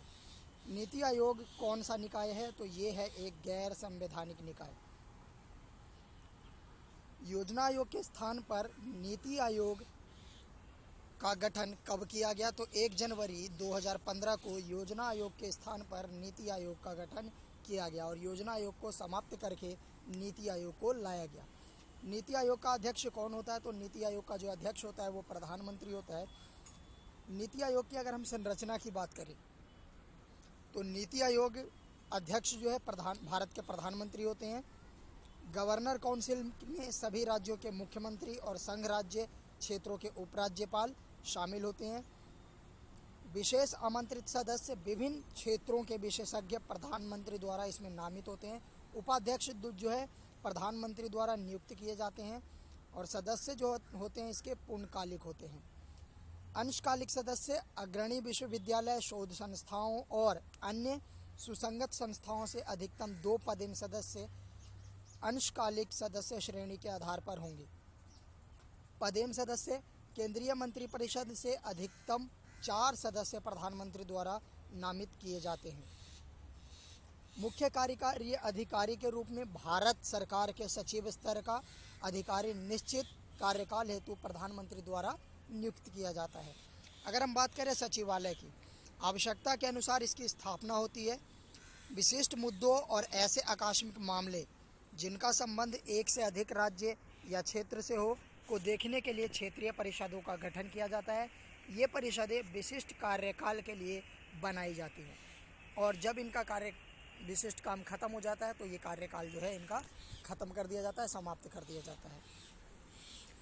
आज पक्षियों की चहचहाट की आवाज़ बहुत ज़्यादा आ रही है, तो आप इसका आनंद लीजिए और वीडियो पर भी थोड़ा कंसंट्रेशन कीजिएगा। नीति आयोग का उद्देश्य आर्थिक नियोजन और नीति निर्माण से राष्ट्रीय सुरक्षा को सुनिश्चित बनाना है। क्योंकि मेरे घर में एक पेड़ है तो उसी पेड़ पर आज पक्षियाँ जो है कुछ ज़्यादा ही आके बैठ रही हैं, इसी वजह से आपको इनकी चहचहाट सुनाई दे रही होगी। दोस्तों, अगर अभी तक हमारे चैनल पर आप नए हैं तो चैनल को सब्सक्राइब कर लीजिए और बेल आइकन को जरूर प्रेस कर लीजिएगा ताकि आने वाले हर वीडियो का नोटिफिकेशन आपको मिलता रहे। राष्ट्रीय विकास परिषद की स्थापना कब हुई थी? तो अगस्त 1954 में। राष्ट्रीय विकास परिषद की अध्यक्षता कौन करता है? तो भारत का प्रधानमंत्री। नीति आयोग के उपाध्यक्ष को भारत सरकार की वरीयता क्रम में कौन सा दर्जा प्राप्त है? तो भारत सरकार के कैबिनेट मंत्री के समान इनको दर्जा प्राप्त होता है। राष्ट्रीय भारत परिवर्तन संस्था कौन कौन से हैं? यानी कि ये जो नीति आयोग है इसका निर्माण जो है कब किया गया? तो 1 जनवरी 2015 को। पूर्ववर्ती नाम क्या था? तो योजना आयोग। अधिकार क्षेत्र क्या है? तो भारत सरकार। मुख्यालय इसका दिल्ली में है। अध्यक्ष प्रधानमंत्री होते हैं, उपाध्यक्ष डॉक्टर राजीव कुमार है अभी, और वेबसाइट जो है नीति.go.in। नीति आयोग तथा राज्य सरकारों के मध्य समन्वयकर्ता का कार्य कौन करता है? तो राष्ट्रीय विकास परिषद। योजना आयोग ने संघ का स्थान ले लिया है और हमारा देश अनेक अर्थों में एकल प्रणाली की तरह कार्य कर रहा है। यह कथन किसके द्वारा कहा गया? तो के संथानम द्वारा। अगर देखा जाए तो वरीयता क्रम कौन कौन से हैं, यानी कि देश में सबसे ऊपर कौन होता है और उसके बाद में कौन कौन से क्रम आते हैं, यहाँ पर इसकी वरीयता दे रखी है। बहुत ही इंपॉर्टेंट है, कई बार पूछा जाता है एग्जाम में। तो राष्ट्रपति देश का प्रथम नागरिक माना जाता है, फिर राष्ट्रपति आते हैं, फिर प्रधानमंत्री, अपने अपने राज्यों में राज्यों के राज्यपाल, पूर्व राष्ट्रपति, उप प्रधानमंत्री, भारत के मुख्य न्यायाधीश एवं लोकसभा अध्यक्ष, संघ के कैबिनेट मंत्री एवं अपने अपने राज्यों में राज्यों के मुख्यमंत्री। उसके बाद में उपाध्यक्ष नीति आयोग, पूर्व प्रधानमंत्री, राज्यसभा एवं लोकसभा के विपक्ष के नेता। फिर आता है भारत रत्न से सम्मानित व्यक्ति, अपने अपने राज्य के बाहर राज्यों के राज्यपाल, उच्चतम न्यायालयों के न्यायाधीश। उसके बाद में आता है अध्यक्ष संघ लोक सेवा आयोग के, मुख्य चुनाव आयुक्त, भारत के नियंत्रक एवं महालेखा परीक्षक, इसके अध्यक्ष उसके बाद आते हैं। राज्यसभा के उपसभापति ये सबसे लास्ट में आते हैं। तो अगर देखा जाए इनका क्रम, तो भारत का जो सबसे पहला प्रथम नागरिक माना जाता है राष्ट्रपति को, फिर उपराष्ट्रपति, फिर प्रधानमंत्री। उसके बाद में आता है राज्यपाल, फिर आते हैं पूर्व राष्ट्रपति, उसके बाद में उप प्रधानमंत्री, फिर भारत के मुख्य न्यायाधीश और लोकसभा के अध्यक्ष, उसके बाद में सो एंड सो। तो आप ये क्रम जो है एक बार जरूर याद कर लीजिएगा क्योंकि ये अक्सर एग्जाम में पूछा जाता है। नेक्स्ट हम बात करते हैं निर्वाचन आयोग पर, इलेक्शन कमीशन। इलेक्शन कमीशन का काम जो होता है, मुख्य काम, इनका काम होता है पूरे भारत में केंद्रीय और राज्य स्तर के चुनावों का संचालन करना और चुनावों के लिए तारीखें निर्धारित करना, चुनावों की घोषणा करना, जो राजनीतिक पार्टियां हैं उनका चुनाव चिन्ह प्रदान करना, निर्वाचन क्षेत्रों का सीमांकन करना। तो ये सारे काम जो है निर्वाचन आयोग द्वारा किया जाता है। तो चलिए देख लेते हैं, राजनीतिक दलों को राष्ट्रीय या क्षेत्रीय दल की मान्यता देने का अधिकार किसे प्राप्त है? तो ये है चुनाव आयोग को। भारत के मुख्य निर्वाचन आयुक्त की पदावधि क्या होती है? तो वो होता है 6 वर्ष या फिर 65 वर्ष, जो भी पहले पूरा हो जाए। यानी कि उनका कार्यकाल जो है वो 6 वर्ष का होता है या फिर 65 वर्ष, जो भी दोनों में से पहले पूरा हो जाएगा वो कार्यकाल माना जाता है। भारत के मुख्य चुनाव आयुक्त को किसके द्वारा नियुक्त किया जाता है? तो इनकी नियुक्ति राष्ट्रपति के द्वारा किया जाता है। निर्वाचन से संबंधित अनुच्छेद, कुछ इंपॉर्टेंट आर्टिकल्स हैं, इसको भी आप ध्यान में रखिएगा। तो आर्टिकल 324 यानी कि 324 चुनाव कार्य के अधीक्षक, निदेशक तथा नियंत्रक की शक्ति चुनाव आयोग में निहित है। 325 चुनाव प्रक्रिया में शामिल होने के लिए कोई व्यक्ति धर्म, नस्ल, जाति अथवा लिंग के आधार पर अयोग्य नहीं होगा अथवा इन्हीं आधार पर शामिल होने का दावा नहीं कर सकता है। यानी कि कोई भी व्यक्ति अगर चुनाव में खड़ा होना चाहता है, चुनाव लड़ना चाहता है, तो उसके साथ किसी भी प्रकार का जाति, धर्म, लिंग, नस्ल आदि के आधार पर भेदभाव नहीं किया जाएगा। 326 आर्टिकल के तहत लोकसभा अथवा विधानसभाओं के चुनाव वयस्क मताधिकार के आधार पर संपन्न होंगे। आर्टिकल 327 ये क्या कहता है?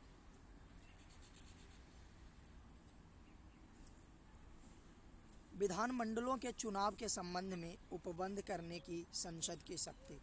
328 राज्य विधायिका का संबंधित राज्य के अंदर चुनाव के संबंध में प्रावधान बनाने की शक्ति। 329 चुनाव संबंधी विषयों में न्यायालयों के हस्तक्षेप पर रोक, यानी कि जो भी चुनाव संबंधी मामले होंगे उसमें न्यायालय जो है हस्तक्षेप नहीं कर सकता है जब तक उसको बोला ना जाए। अनुच्छेद 339 का प्रधानमंत्री तथा लोकसभा अध्यक्ष के चुनाव के संबंध में विशेष प्रावधान। आगे अगर देखा जाए तो भारत के मुख्य चुनाव आयुक्त किसके द्वारा नियुक्त किया जाता है? तो वो राष्ट्रपति के द्वारा। आंतरिक दलीय लोकतंत्र का उपयोग कहाँ होता है? तो दलों के आंतरिक चुनाव हेतु, जो दल के पदाधिकारियों के चयन हेतु समय समय पर होता रहता है। किस अनुच्छेद के अंतर्गत भारत के निर्वाचन आयोग का प्रावधान किया गया है? तो आर्टिकल 324 के तहत। संसद तथा राज्य विधानमंडलों के चुनाव का संचालन निर्वाचन आयोग द्वारा किया जाता है, लेकिन पंचायती राज में जो चुनाव होता है, पंचायतों का जो चुनाव होता है, वो चुनाव राज्य चुनाव आयोग द्वारा करवाया जाता है। क्लियर है? चलिए आगे देखते हैं।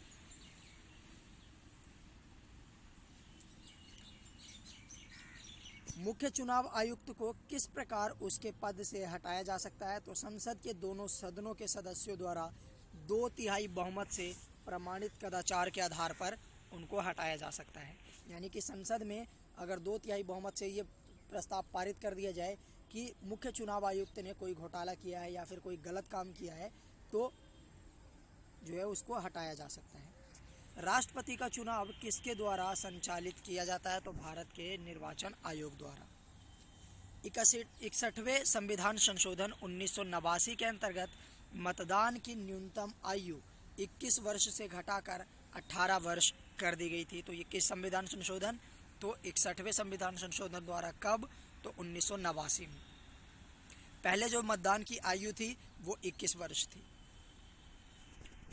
सांसदों की अयोग्यता संबंधी विवाद पर कौन निर्णय देता है? तो निर्वाचन आयोग के परामर्श पर राष्ट्रपति।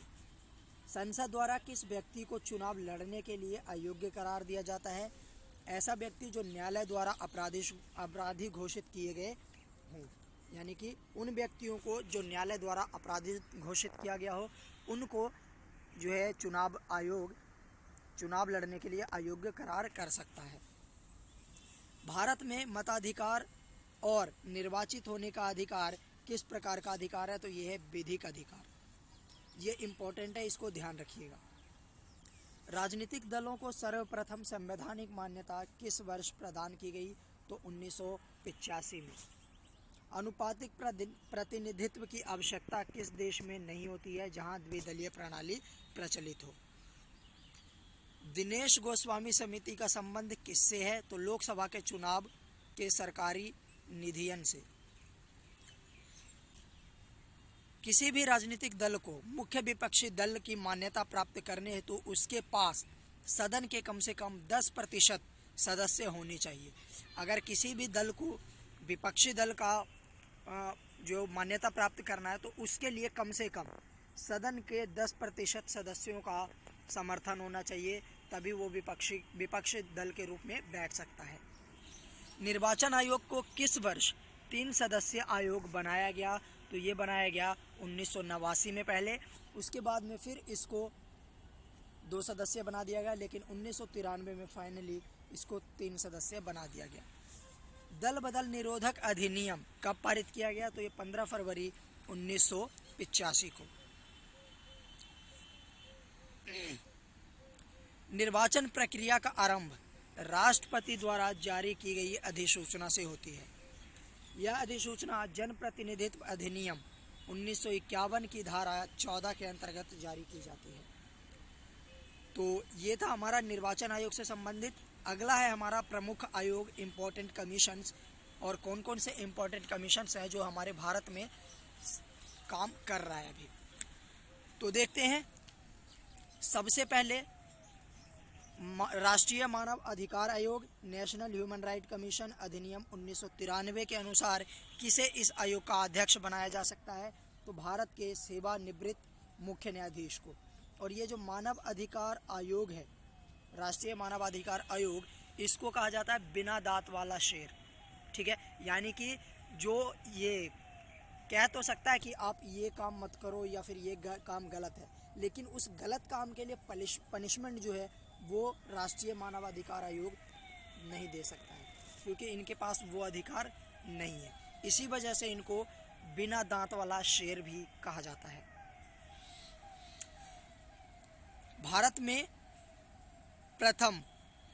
में सर्वप्रथम लोक सेवा आयोग की स्थापना किस अधिनियम के द्वारा की गई थी, गवर्नमेंट ऑफ इंडिया एक्ट 1919 के तहत। राज्य लोक सेवा आयोग के सदस्यों की नियुक्ति किसके द्वारा की जाती है, तो राज्य लोक सेवा आयोग के सदस्यों की नियुक्ति राज्यपाल के द्वारा की जाती है।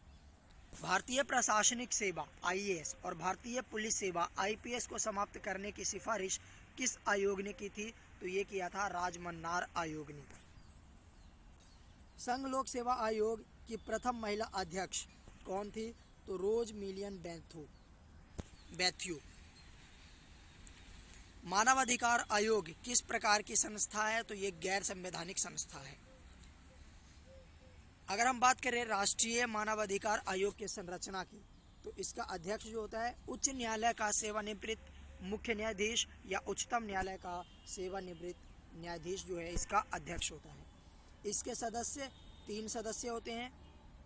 उच्चतम न्यायालय का कार्यरत या सेवानिवृत्त अध्यक्ष न्यायाधीश, दूसरा जो होता है उच्च न्यायालय का कार्यरत व सेवानिवृत्त मुख्य न्यायाधीश, तीसरा होता है मानव अधिकार से संबंधित कार्यानुभव अथवा विशेष जानकारी वाले 2 व्यक्ति। इसके अतिरिक्त पदेन सदस्य भी होते हैं। तो ये कौन कौन से होते हैं, राष्ट्रीय आयोग का अध्यक्ष होता है, राष्ट्रीय अनुसूचित जाति आयोग का अध्यक्ष होता है, राष्ट्रीय अनुसूचित जनजाति आयोग का अध्यक्ष होता है, राष्ट्रीय महिला आयोग के अध्यक्ष होता है, और उसके बाद में राष्ट्रीय वर्ग आयोग का अध्यक्ष इसमें शामिल होता है। विकलांग व्यक्तियों के लिए मुख्य आयुक्त भी होते हैं इसमें, और राष्ट्रीय बाल अधिकार सुरक्षा आयोग के मुख्य आयुक्त भी इसमें शामिल होते हैं। यानी कि वो सारी चीज़ें जो मानव के अधिकारों के संरक्षण के लिए ज़रूरी है, उन सभी वर्ग के लोग जो हैं उसमें शामिल होते हैं, चाहे वो अल्पसंख्यक हो या फिर महिलाओं से संबंधित हो या बाल या फिर पिछड़े जाति से संबंधित आयोग के अध्यक्ष हो, वो सारे इसके अध्यक्ष होते हैं। लोकपाल संस्था के अध्यक्ष के अतिरिक्त 8 अन्य सदस्यों की नियुक्ति होती है, जिनका कार्यकाल 5 वर्ष का होता है। आगे अगर हम बात करें भारत के प्रथम लोकपाल की नियुक्ति 23 मार्च 2019 को राष्ट्रपति द्वारा सर्वोच्च न्यायालय के सेवानिवृत्त न्यायाधीश पिनाकी चंद्र घोष को भारत का प्रथम लोकपाल नियुक्त किया गया। इसका चयन प्रधानमंत्री की अध्यक्षता वाली एक चयन समिति द्वारा किया गया, जिसमें सर्वोच्च न्यायालय के मुख्य न्यायाधीश रंजन गोगोई, लोकसभा अध्यक्ष सुमित्रा महाजन तथा एक प्रख्यात विधिवत न्यायविद मुकुल रोहतगी सम्मिलित थे। अध्यक्ष जो था पिनाकी चंद्र घोष को बनाया गया था और न्यायविद सदस्य जस्टिस दिलीप बी भोसले, प्रदीप कुमार मोहंती, अभिलाषा कुमारी, अजय कुमार त्रिपाठी आदेश में शामिल थे। गैर न्यायविद सदस्य जो थे अर्चना रामसुंदर, दिनेश कुमार जैन, महेंद्र सिंह, इंद्रजीत प्रसाद गौतम। आगे अगर हम देखें तो राजनीतिज्ञों व अपराधियों के साठगांठ की जांच करने हेतु कौन सी समिति बनाई गई थी, तो वो थी बोहरा समिति। भारत में लोकपाल एवं लोकायुक्त की स्थापना का सुझाव किसने दिया था, तो प्रशासनिक सुधार आयोग ने। लोक संसद में प्रथम लोकपाल विधेयक किस वर्ष पारित किया गया था, तो ये किया गया था वर्ष 1968 में, 1968 में। बॉक्स में दे रखा है संचित निधि को समेकित निधि के नाम से भी जाना जाता है। तो संचित निधि को किस नाम से, समेकित निधि के नाम से भी जाना जाता है। संविधान के किस अनुच्छेद के अंतर्गत लोक सेवा आयोग के सदस्य को हटाया जा सकता है, तो अनुच्छेद 317 के तहत। किसी राज्य के लोक आयुक्त अपना प्रतिवेदन प्रस्तुत करता है, तो वो प्रस्तुत करता है राज्यपाल को।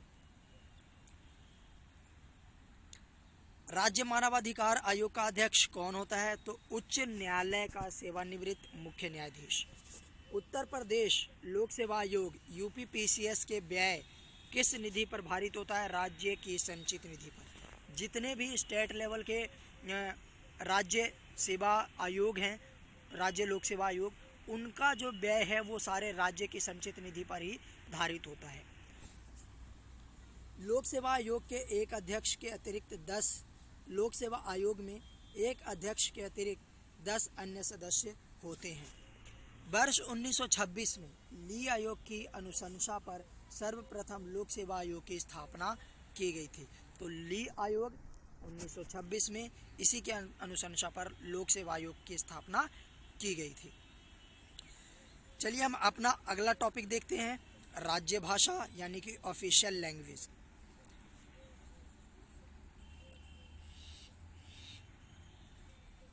अगर हम बात करें राजभाषा के संदर्भ में कुछ विशेष महत्वपूर्ण मुद्दों की, तो राजभाषा आयोग का गठन जो है 1955 में किया गया था और प्रारंभ में इसमें 18 विषय थे, लेकिन 92वां संविधान संशोधन के माध्यम से इसमें 4 अन्य भाषाओं को जोड़ा गया और बाद में तब जाकर इसमें 18 भाषा हो गया।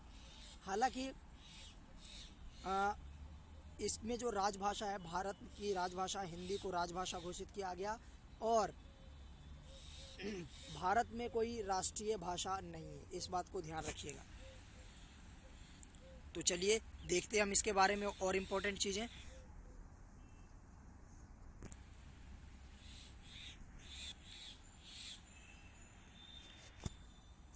भारतीय संविधान के अनुच्छेद 344 के अंतर्गत प्रथम राजभाषा आयोग का गठन कब हुआ था, तो वर्ष 1955 में BG खेर की अध्यक्षता में।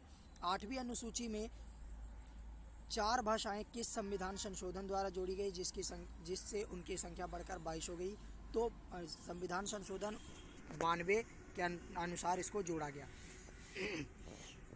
वर्तमान समय में कितनी भाषाएं सम्मिलित हैं, तो वो है 8 भाषाएं और कौन सी अनुसूची में है, तो 8वीं अनुसूची में शामिल है। इन 22 भाषाओं में इतना ध्यान रखिएगा कि इंग्लिश जो है, अंग्रेजी जो है, उसको राज्य की भाषा का दर्जा नहीं दिया गया है। कौन कौन सी है वो 22 भाषाएं? असमिया, बंगला, गुजराती, हिंदी, कन्नड़, कश्मीरी, कोंकणी, मलयालम, मणिपुरी, मराठी, नेपाली, उड़िया, पंजाबी, संस्कृत, सिंधी, तमिल, तेलुगु, उर्दू, डोगरी, बोडो, मैथिली और संथाली। अंग्रेजी भाषा जो है वो हमारी राज्य भाषाओं की सूची में शामिल नहीं है। किस संविधान के किस अनुच्छेद में प्रत्येक राज्य में भाषाई स्तर पर शिक्षा उपलब्ध कराने की व्यवस्था की गई है? तो अनुच्छेद 350 के तहत। दोस्तों यहाँ पर आज चिड़ियों की चहचहाहट जो है कुछ ज़्यादा ही आ रही है, तो आप थोड़ा एडजस्ट कर लीजिएगा। और आई होप ये आप लोगों को ज़्यादा अच्छा भी लग रहा होगा कि चिड़ियों की चहचहाहट के बीच में आप लोगों को पढ़ने का मौका मिल रहा है, तो इसको पॉजिटिव वे में लीजिएगा। चलिए, मैथिली भाषा को 8वीं अनुसूची के अंतर्गत किस वर्ष शामिल किया गया? तो वर्ष 2003 में। 71वें संविधान संशोधन द्वारा 1992 में से संविधान की 8वीं अनुसूची में नेपाली, कोंकणी एवं मणिपुरी भाषा जोड़ी गई। उत्तराखंड की द्वितीय राजभाषा संस्कृत है। राष्ट्रीय संस्कृत विद्यापीठ कहाँ स्थापित है? तो वो है तिरुपति, आंध्र प्रदेश में। अब तक 6 भाषाओं को शास्त्रीय भाषा का दर्जा प्राप्त हो चुका है। तो वो ऐसी कौन सी 6 भाषाएं हैं जिनको शास्त्रीय दर्जा मिला हुआ है? तो वो है तमिल, इनको 2004 में मिला था। संस्कृत, इसको 2005 में। तेलुगु 2008 में। कन्नड़ 2008 में। मलयालम को 2013 में। और उड़िया को 2014 में शास्त्रीय भाषा का दर्जा प्राप्त हुआ है। बोडो, डोगरी, मैथिली और संथाली 4 राजभाषाओं को 92वें संविधान संशोधन 2003 द्वारा जोड़ा गया था। इसके अलावा अगर हम आगे देखें राज्य भाषा से संबंधित अनुच्छेद, तो कुछ इम्पोर्टेंट अनुच्छेद हैं। अनुच्छेद 343 संघ की राजभाषा और 344 राजभाषा पर संसदीय आयोग एवं समिति का प्रावधान किया गया है। क्षेत्रीय भाषाएं, उनसे संबंधित कुछ आर्टिकल्स हैं। तो आर्टिकल 345 राज्य की राजभाषा अथवा राजभाषाएं। 346 एक राज्य से दूसरे राज्य अथवा एक राज्य से संघ राज्य के बीच संवाद के लिए राजभाषा का प्रावधान किया गया है। आर्टिकल 347 किसी राज्य की जनसंख्या के एक समूह द्वारा बोले जाने वाली भाषा से संबंधित प्रावधान किया गया है। सर्वोच्च न्यायालय व उच्च न्यायालयों की राजभाषा आर्टिकल 348 में दिया गया है। सर्वोच्च न्यायालय तथा उच्च न्यायालयों के साथ ही सर्वोच्च न्यायालय तथा उच्च न्यायालयों में साथ ही अधिनियमों एवं विधेयकों में प्रयोग की जाने वाली भाषा। 349 भाषा से संबंधित कुछ नियम अधिनियमित करने के लिए विशेष प्रक्रिया का प्रावधान 349 के अंतर्गत किया गया है। विशेष विनिर्देश का प्रावधान भी किया गया है। तो आर्टिकल 350 शिकायत निवारण के लिए प्रयुक्त भाषा का प्रावधान किया गया है। 350A प्राथमिक स्तर पर मातृभाषा में शिक्षण के लिए सुविधाओं का प्रावधान किया गया है। 350B भाषाई अल्पसंख्यकों के लिए विशेष पदाधिकारी। और 351 हिंदी भाषा के विकास के लिए विनिर्देश। तो ये इम्पोर्टेंट है कि हिंदी भाषा के विकास के लिए विनिर्देश किस आर्टिकल में के तहत दिया गया है? तो वो है 351 के तहत। वर्ष 1957 में प्रथम राज्य भाषा संयुक्त समिति किसकी अध्यक्षता में गठित की गई थी? तो पंडित गोविंद वल्लभ पंत के नेतृत्व में। भारत की राजकीय भाषा संबंधी प्रावधान का संशोधन किस प्रकार हो सकता है? संसद में कम से कम 2/3 बहुमत से। सिंधी भाषा को 8वीं अनुसूची में किस संविधान संशोधन द्वारा जोड़ा गया था? तो ये जोड़ा गया था 21वें संविधान संशोधन द्वारा 1967 में। संविधान की 8वीं अनुसूची में सम्मिलित भाषाओं में से कौन सी दूसरी सर्वाधिक बोले जाने वाली भाषा है? तो वो है बंगाली। अगला है पंचायती राज एवं नगरपालिका। दोस्तों अगर हम बात करें पंचायती राज व्यवस्था की, तो पंचायती राज व्यवस्था का प्रावधान भारत के 11वें अनुसूची में किया गया है। ठीक है, पंचायती राज का प्रावधान 11वीं अनुसूची में और नगर पालिकाओं का प्रावधान 12वीं अनुसूची में किया गया है। और ये व्यवस्था जो है 73वें और 74वें संविधान संशोधन द्वारा जो है 1993 में इसको जोड़ा गया था। ठीक है, तो चलिए इसको हम देख लेते हैं कि और इसमें क्या क्या चीज़ें पढ़ने लायक है। पंचायती राज किस सूची का विषय है? तो वो है राज्य सूची का। संविधान के 73वें संविधान संशोधन द्वारा पंचायतों को निर्दिष्ट किए जाने वाले कार्य किस सूची में वर्णित है? तो वो है 11वीं अनुसूची में। पंचायत चुनाव कराने हेतु निर्णय किसके द्वारा लिया जाता है? तो राज्य सरकार द्वारा। भारतीय संविधान की 11वीं अनुसूची में पंचायतों के लिए कितने विषय निर्धारित किए गए हैं? तो 29। 73वें संविधान संशोधन के द्वारा पंचायती राज संस्थाओं को संवैधानिक स्तर प्राप्त हुआ था।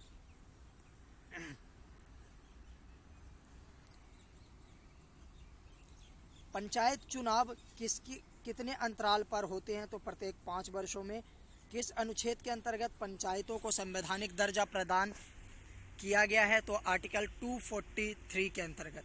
राष्ट्रीय पंचायती राज दिवस कब मनाया जाता है? तो 24 अप्रैल को। भारत में प्रथम पंचायती राज प्रणाली का शुभारंभ कब और कहाँ हुआ था? तो 2 अक्टूबर 1959 में नागौर में। ये है राजस्थान का एक शहर या एक गांव। त्रिस्तरीय पंचायती राज प्रणाली स्थापित करने की अनुशंसा सर्वप्रथम किस समिति द्वारा की गई थी? तो वो था बलवंत राय मेहता समिति द्वारा। अशोक मेहता समिति ने पंचायती राज के लिए किस प्रतिमान या किस मॉडल की संस्तुति की थी? तो वो द्विस्तरीय मॉडल की संस्तुति इसने की थी। पंचायतों एवं नगर पालिकाओं के संबंध में भारतीय संविधान में किस वर्ष प्रावधान किया गया? तो वर्ष 1993 में। पंचायती राज को किस संविधान संशोधन द्वारा स्वशासन की इकाई के रूप में गठित किया गया? तो 73वें संविधान संशोधन द्वारा।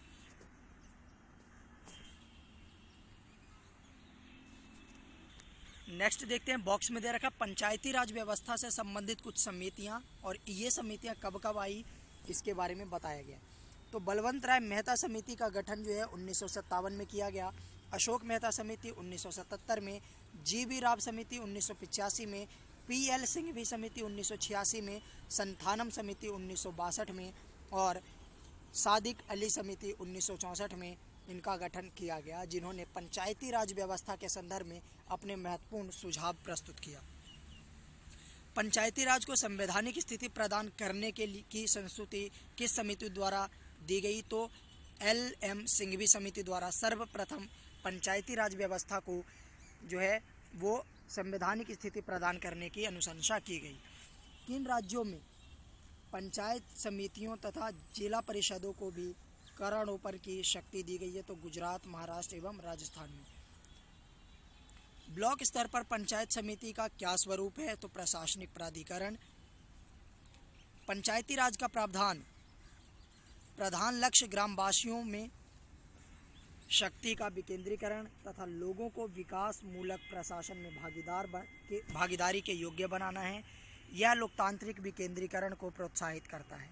तो पंचायती राज व्यवस्था का अगर मुख्य लक्ष्य देखा जाए तो शक्ति के विकेंद्रीकरण का है, साथ ही साथ ज़्यादा से ज़्यादा लोगों की प्रशासन में भागीदारी बनाना इसका प्रमुख लक्ष्य है।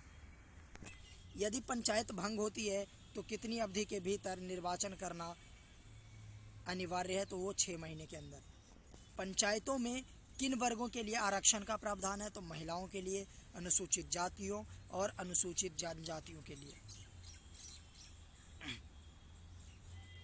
यहाँ पर 11वीं और 12वीं अनुसूची के विषय में दिया हुआ है, तो यहाँ पर देख लेते हैं 11वीं अनुसूची। इसमें पंचायतों की शक्ति व उत्तरदायित्व निर्धारित किए गए हैं। इस सूची में 29 विषय हैं। इस सूची को 73वें संविधान संशोधन अधिनियम 1992 द्वारा जोड़ा गया था। इसमें आर्टिकल जो है वो 243 ग है। 12वीं अनुसूची, इसमें नगर पालिकाओं की शक्ति व उत्तरदायित्व बताई गई है। इसमें 18 विषय शामिल हैं और इस अनुसूची को 74वें संविधान संशोधन अधिनियम 1992 द्वारा जोड़ा गया था। इसमें आर्टिकल 243W है। 73वें संविधान संशोधन के अंतर्गत महिलाओं के लिए ग्राम पंचायतों में 43% स्थान आरक्षित किया गया है। अगर हम देखें विभिन्न राज्यों में पंचायती राज संस्थाएं किस प्रकार से काम कर रही हैं, तो पंचायतों के स्तर पर एक स्तरीय, द्विस्तरीय, त्रिस्तरीय और 4 स्तरीय संस्थाएं ग्राम पंचायत या फिर पंचायत समिति, ग्राम पंचायत, एक स्तरीय समिति जो है कहाँ कहाँ पर देखने को मिलती है ग्राम पंचायत में, तो वो है राज्य कहाँ कहाँ है जहाँ पर केवल ग्राम पंचायत की व्यवस्था है, यानी कि एक स्तरीय पंचायती राज व्यवस्था है, तो वो है केरल, जम्मू कश्मीर, त्रिपुरा और मणिपुर। यहाँ पर केवल एक स्तरीय पंचायती राज व्यवस्था का प्रावधान किया गया है। द्विस्तरीय पंचायती राज व्यवस्था का प्रावधान जो है असम, उड़ीसा, मध्य प्रदेश, कर्नाटक और हरियाणा में किया गया है। त्रिस्तरीय ये किया गया है उत्तर प्रदेश, बिहार, महाराष्ट्र, आंध्र प्रदेश, हिमाचल प्रदेश, पंजाब, गुजरात, तमिलनाडु और राजस्थान। 4 स्तरीय यानी कि यहाँ पर जो है राज्य के साइज और राज्य के ऊपर ये डिपेंड था कि वो अपने राज्यों में कितने स्तर के पंचायती राज व्यवस्था का प्रावधान करना चाहते हैं। तो अलग अलग राज्यों ने अपने राज्यों में अलग अलग पंचायती राज व्यवस्था के स्तर को निर्धारित किया और 4 स्तरीय पंचायती राज व्यवस्था जो है वो पश्चिम बंगाल में शामिल किया गया है। पंचायती राज व्यवस्था के 4 स्तर कहाँ पर देखने को मिलता है, तो वो पश्चिम बंगाल में है, और 1 स्तर तो केरल, जम्मू कश्मीर, त्रिपुरा और मणिपुर और सिक्किम में देखने को मिलता है। नेक्स्ट देखते हैं गुजरात की त्रिस्तरीय पंचायत संस्थाएं ग्राम पंचायत, तालुका समिति तथा जिला परिषद है। मेघालय, मिजोरम तथा नागालैंड में पंचायतों का गठन नहीं किया गया है। इन राज्यों में एक स्तरीय जनजातीय परिषदें कार्यरत हैं। अन्य पिछड़ा वर्ग को आरक्षण देने का प्रावधान करने के लिए किसे शक्ति प्रदान की गई है, तो राज्य विधान मंडलों को। उत्तर प्रदेश में पंचायती राज संस्थाओं में महिलाओं के लिए आरक्षित सीटों की कुल संख्या कुल स्थानों की 1/3 है। यूपी में पंचायती राज संस्थाओं में महिलाओं के लिए कितनी सीटें आरक्षित है, तो कुल स्थानों का 1/3। अगर 100 सीटें हैं तो उसमें से 1/3 यानी कि 43 सीटें महिलाओं के लिए आरक्षित है। 73वां संविधान संशोधन अधिनियम का उद्देश्य क्या है, तो देश में सशक्त एवं जीवंत पंचायती राज व्यवस्था की स्थापना करना और पंचायती राज व्यवस्था को संवैधानिक स्वरूप प्रदान करना। भारत में किस राज्य पंचायती राज से संबंधित मामले की सुनवाई के लिए पृथक अपीलीय न्यायाधिकरण का गठन किया गया है, तो पंचायती राज के लिए की सुनवाई के लिए केरल में अपीलीय न्यायाधिकरण की स्थापना किया गया है, गठन किया गया है। अनुसूचित जनजातियों से परिपूर्ण किस राज्य में अनुसूचित जनजातियों हेतु आरक्षण का कोई प्रावधान नहीं है, तो वो है अरुणाचल प्रदेश में। बॉक्स में दिया हुआ है किस राज्य के राज्यपाल को उस विशेष राज्य के पंचायतों द्वारा विनियोजित हो सकने वाले करों एवं शुल्कों के निर्धारण के सिद्धांत के विषय में संस्तुति राज्य वित्त आयोग करता है।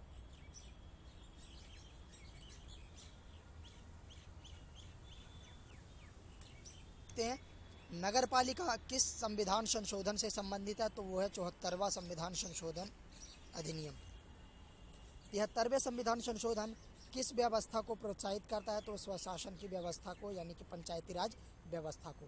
राज्य वित्त आयोग का गठन भारतीय संविधान के किस अनुच्छेद के अंतर्गत किया जाता है, तो अनुच्छेद 243 आई के तहत। नगर पालिकाओं को 12वीं अनुसूची में वर्णित कुल 18 विषयों पर विधि बनाने की शक्ति प्रदान की गई है।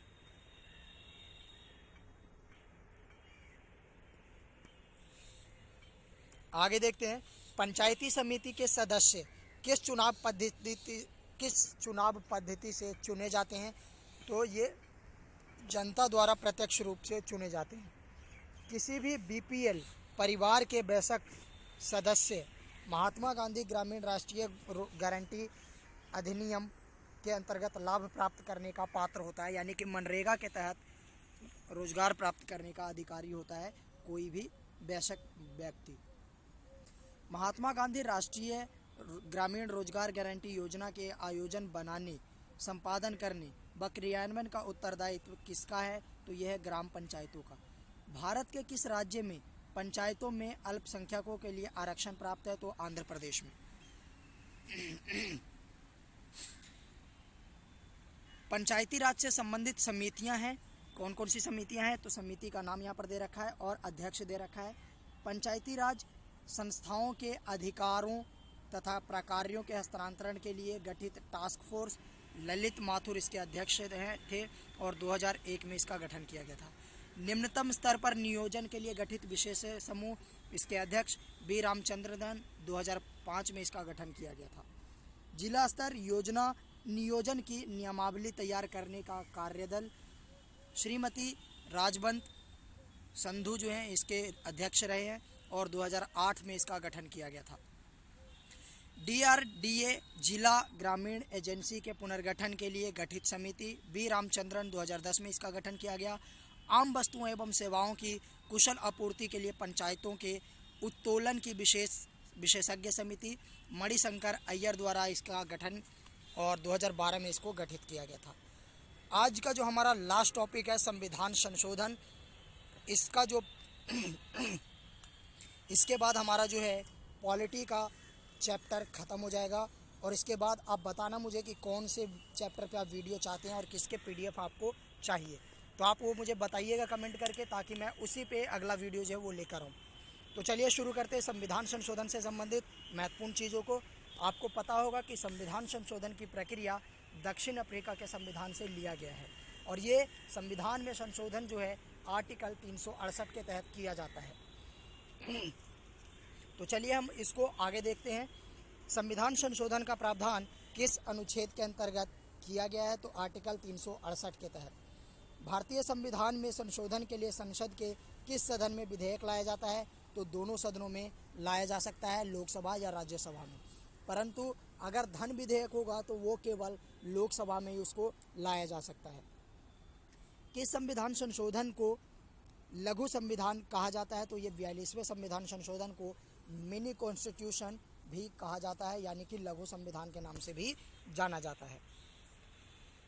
साधारण बहुमत से संशोधित किए जाने वाले कुछ उपबंध हैं।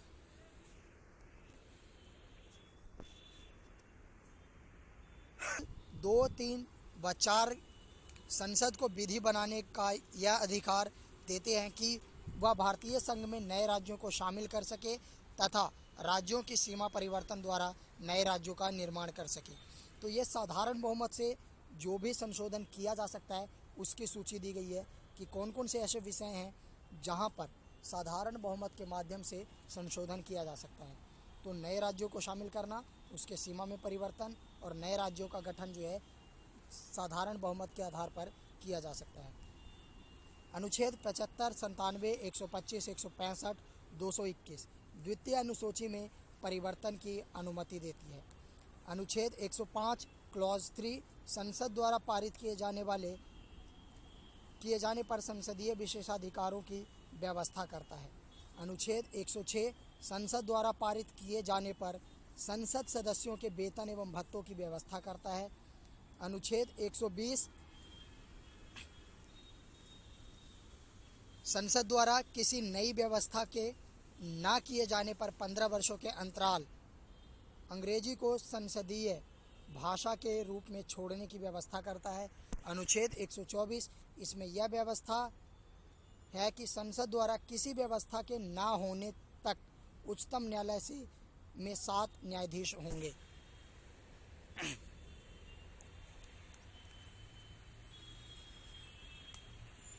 अगला जो है 135 संसद को सर्वोच्च न्यायालय के अधिकार क्षेत्र में परिवर्तन करने की शक्ति प्रदान करता है।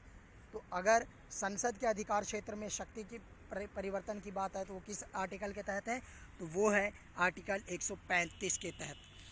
आर्टिकल 169 कुछ शर्तों के साथ विधान परिषद को भंग करने की व्यवस्था करता है और आर्टिकल 239 संघ राज्य क्षेत्रों के लिए मंत्री परिषद का सृजन करता है।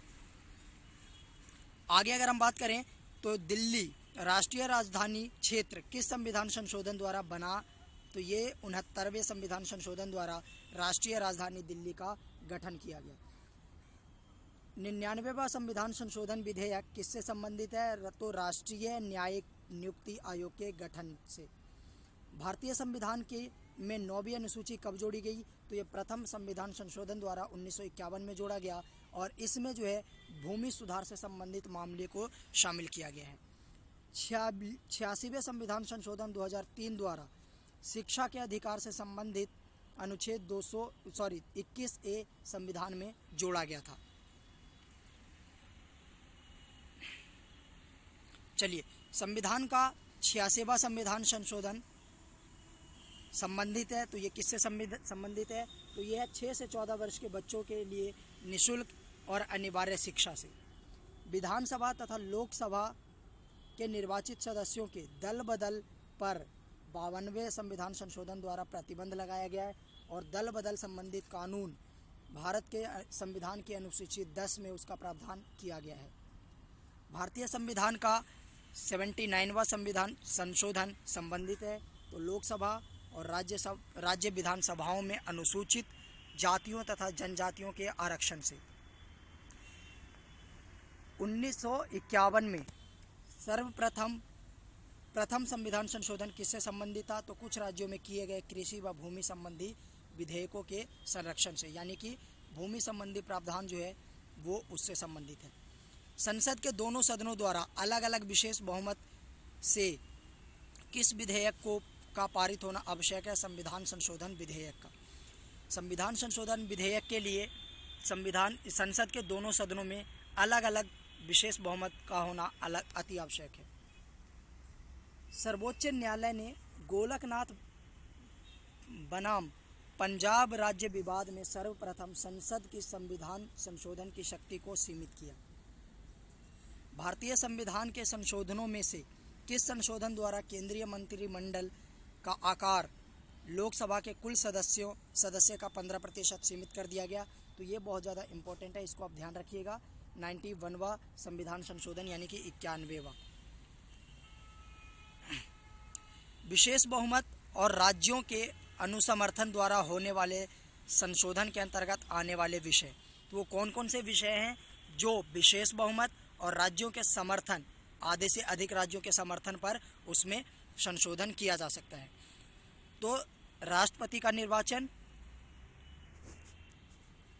इसके लिए विशेष बहुमत और आधे से अधिक राज्यों का समर्थन की आवश्यकता होती है। अनुच्छेद 55 यानी कि राष्ट्रपति के निर्वाचन की प्रक्रिया। 73 संघ की कार्यपालिका की शक्ति का विस्तार। अनुच्छेद 162 राज्यों की कार्यपालिका की शक्ति का विस्तार। अनुच्छेद 243 संघ राज्य क्षेत्रों के लिए उच्च न्यायालय की व्यवस्था। भाग 5 अध्याय 4 संघ की न्यायपालिका। भाग 6 अध्याय 5 राज्य के उच्च न्यायालय। भाग 11 अध्याय 1 संघ एवं राज्यों के बीच स्थायी विधायी संबंध। 7वीं अनुसूची की किसी सूची, संघ सूची, राज्य सूची, समवर्ती संघ सूची में संशोधन, अगर इन सभी में परिवर्तन करना है, संशोधन करना है, तो इसके लिए विशेष बहुमत, साथ ही साथ आधे से अधिक राज्यों का समर्थन प्राप्त चाहिए होता है। संसद में राज्यों का प्रतिनिधित्व अनुसूची 4। इसके अलावा स्वयं अनुच्छेद 368 संविधान संशोधन की प्रक्रिया में संशोधन अगर करना हो तो इसके लिए भी क्या चाहिए? विशेष बहुमत प्लस में आधे से अधिक राज्यों के का समर्थन अति आवश्यक होता है। तो चलिए, आज हमारा ये वीडियो यहीं पर समाप्त होता है। मिलेंगे हम नेक्स्ट वीडियो में। और अगर वीडियो आप लोगों को पसंद आ रहा हो तो वीडियो को लाइक कीजिएगा, चैनल को सब्सक्राइब कर लीजिएगा और वीडियो को अपने दोस्तों के साथ शेयर जरूर कीजिएगा। मिलते हैं नेक्स्ट वीडियो में, तब तक के लिए बाय बाय।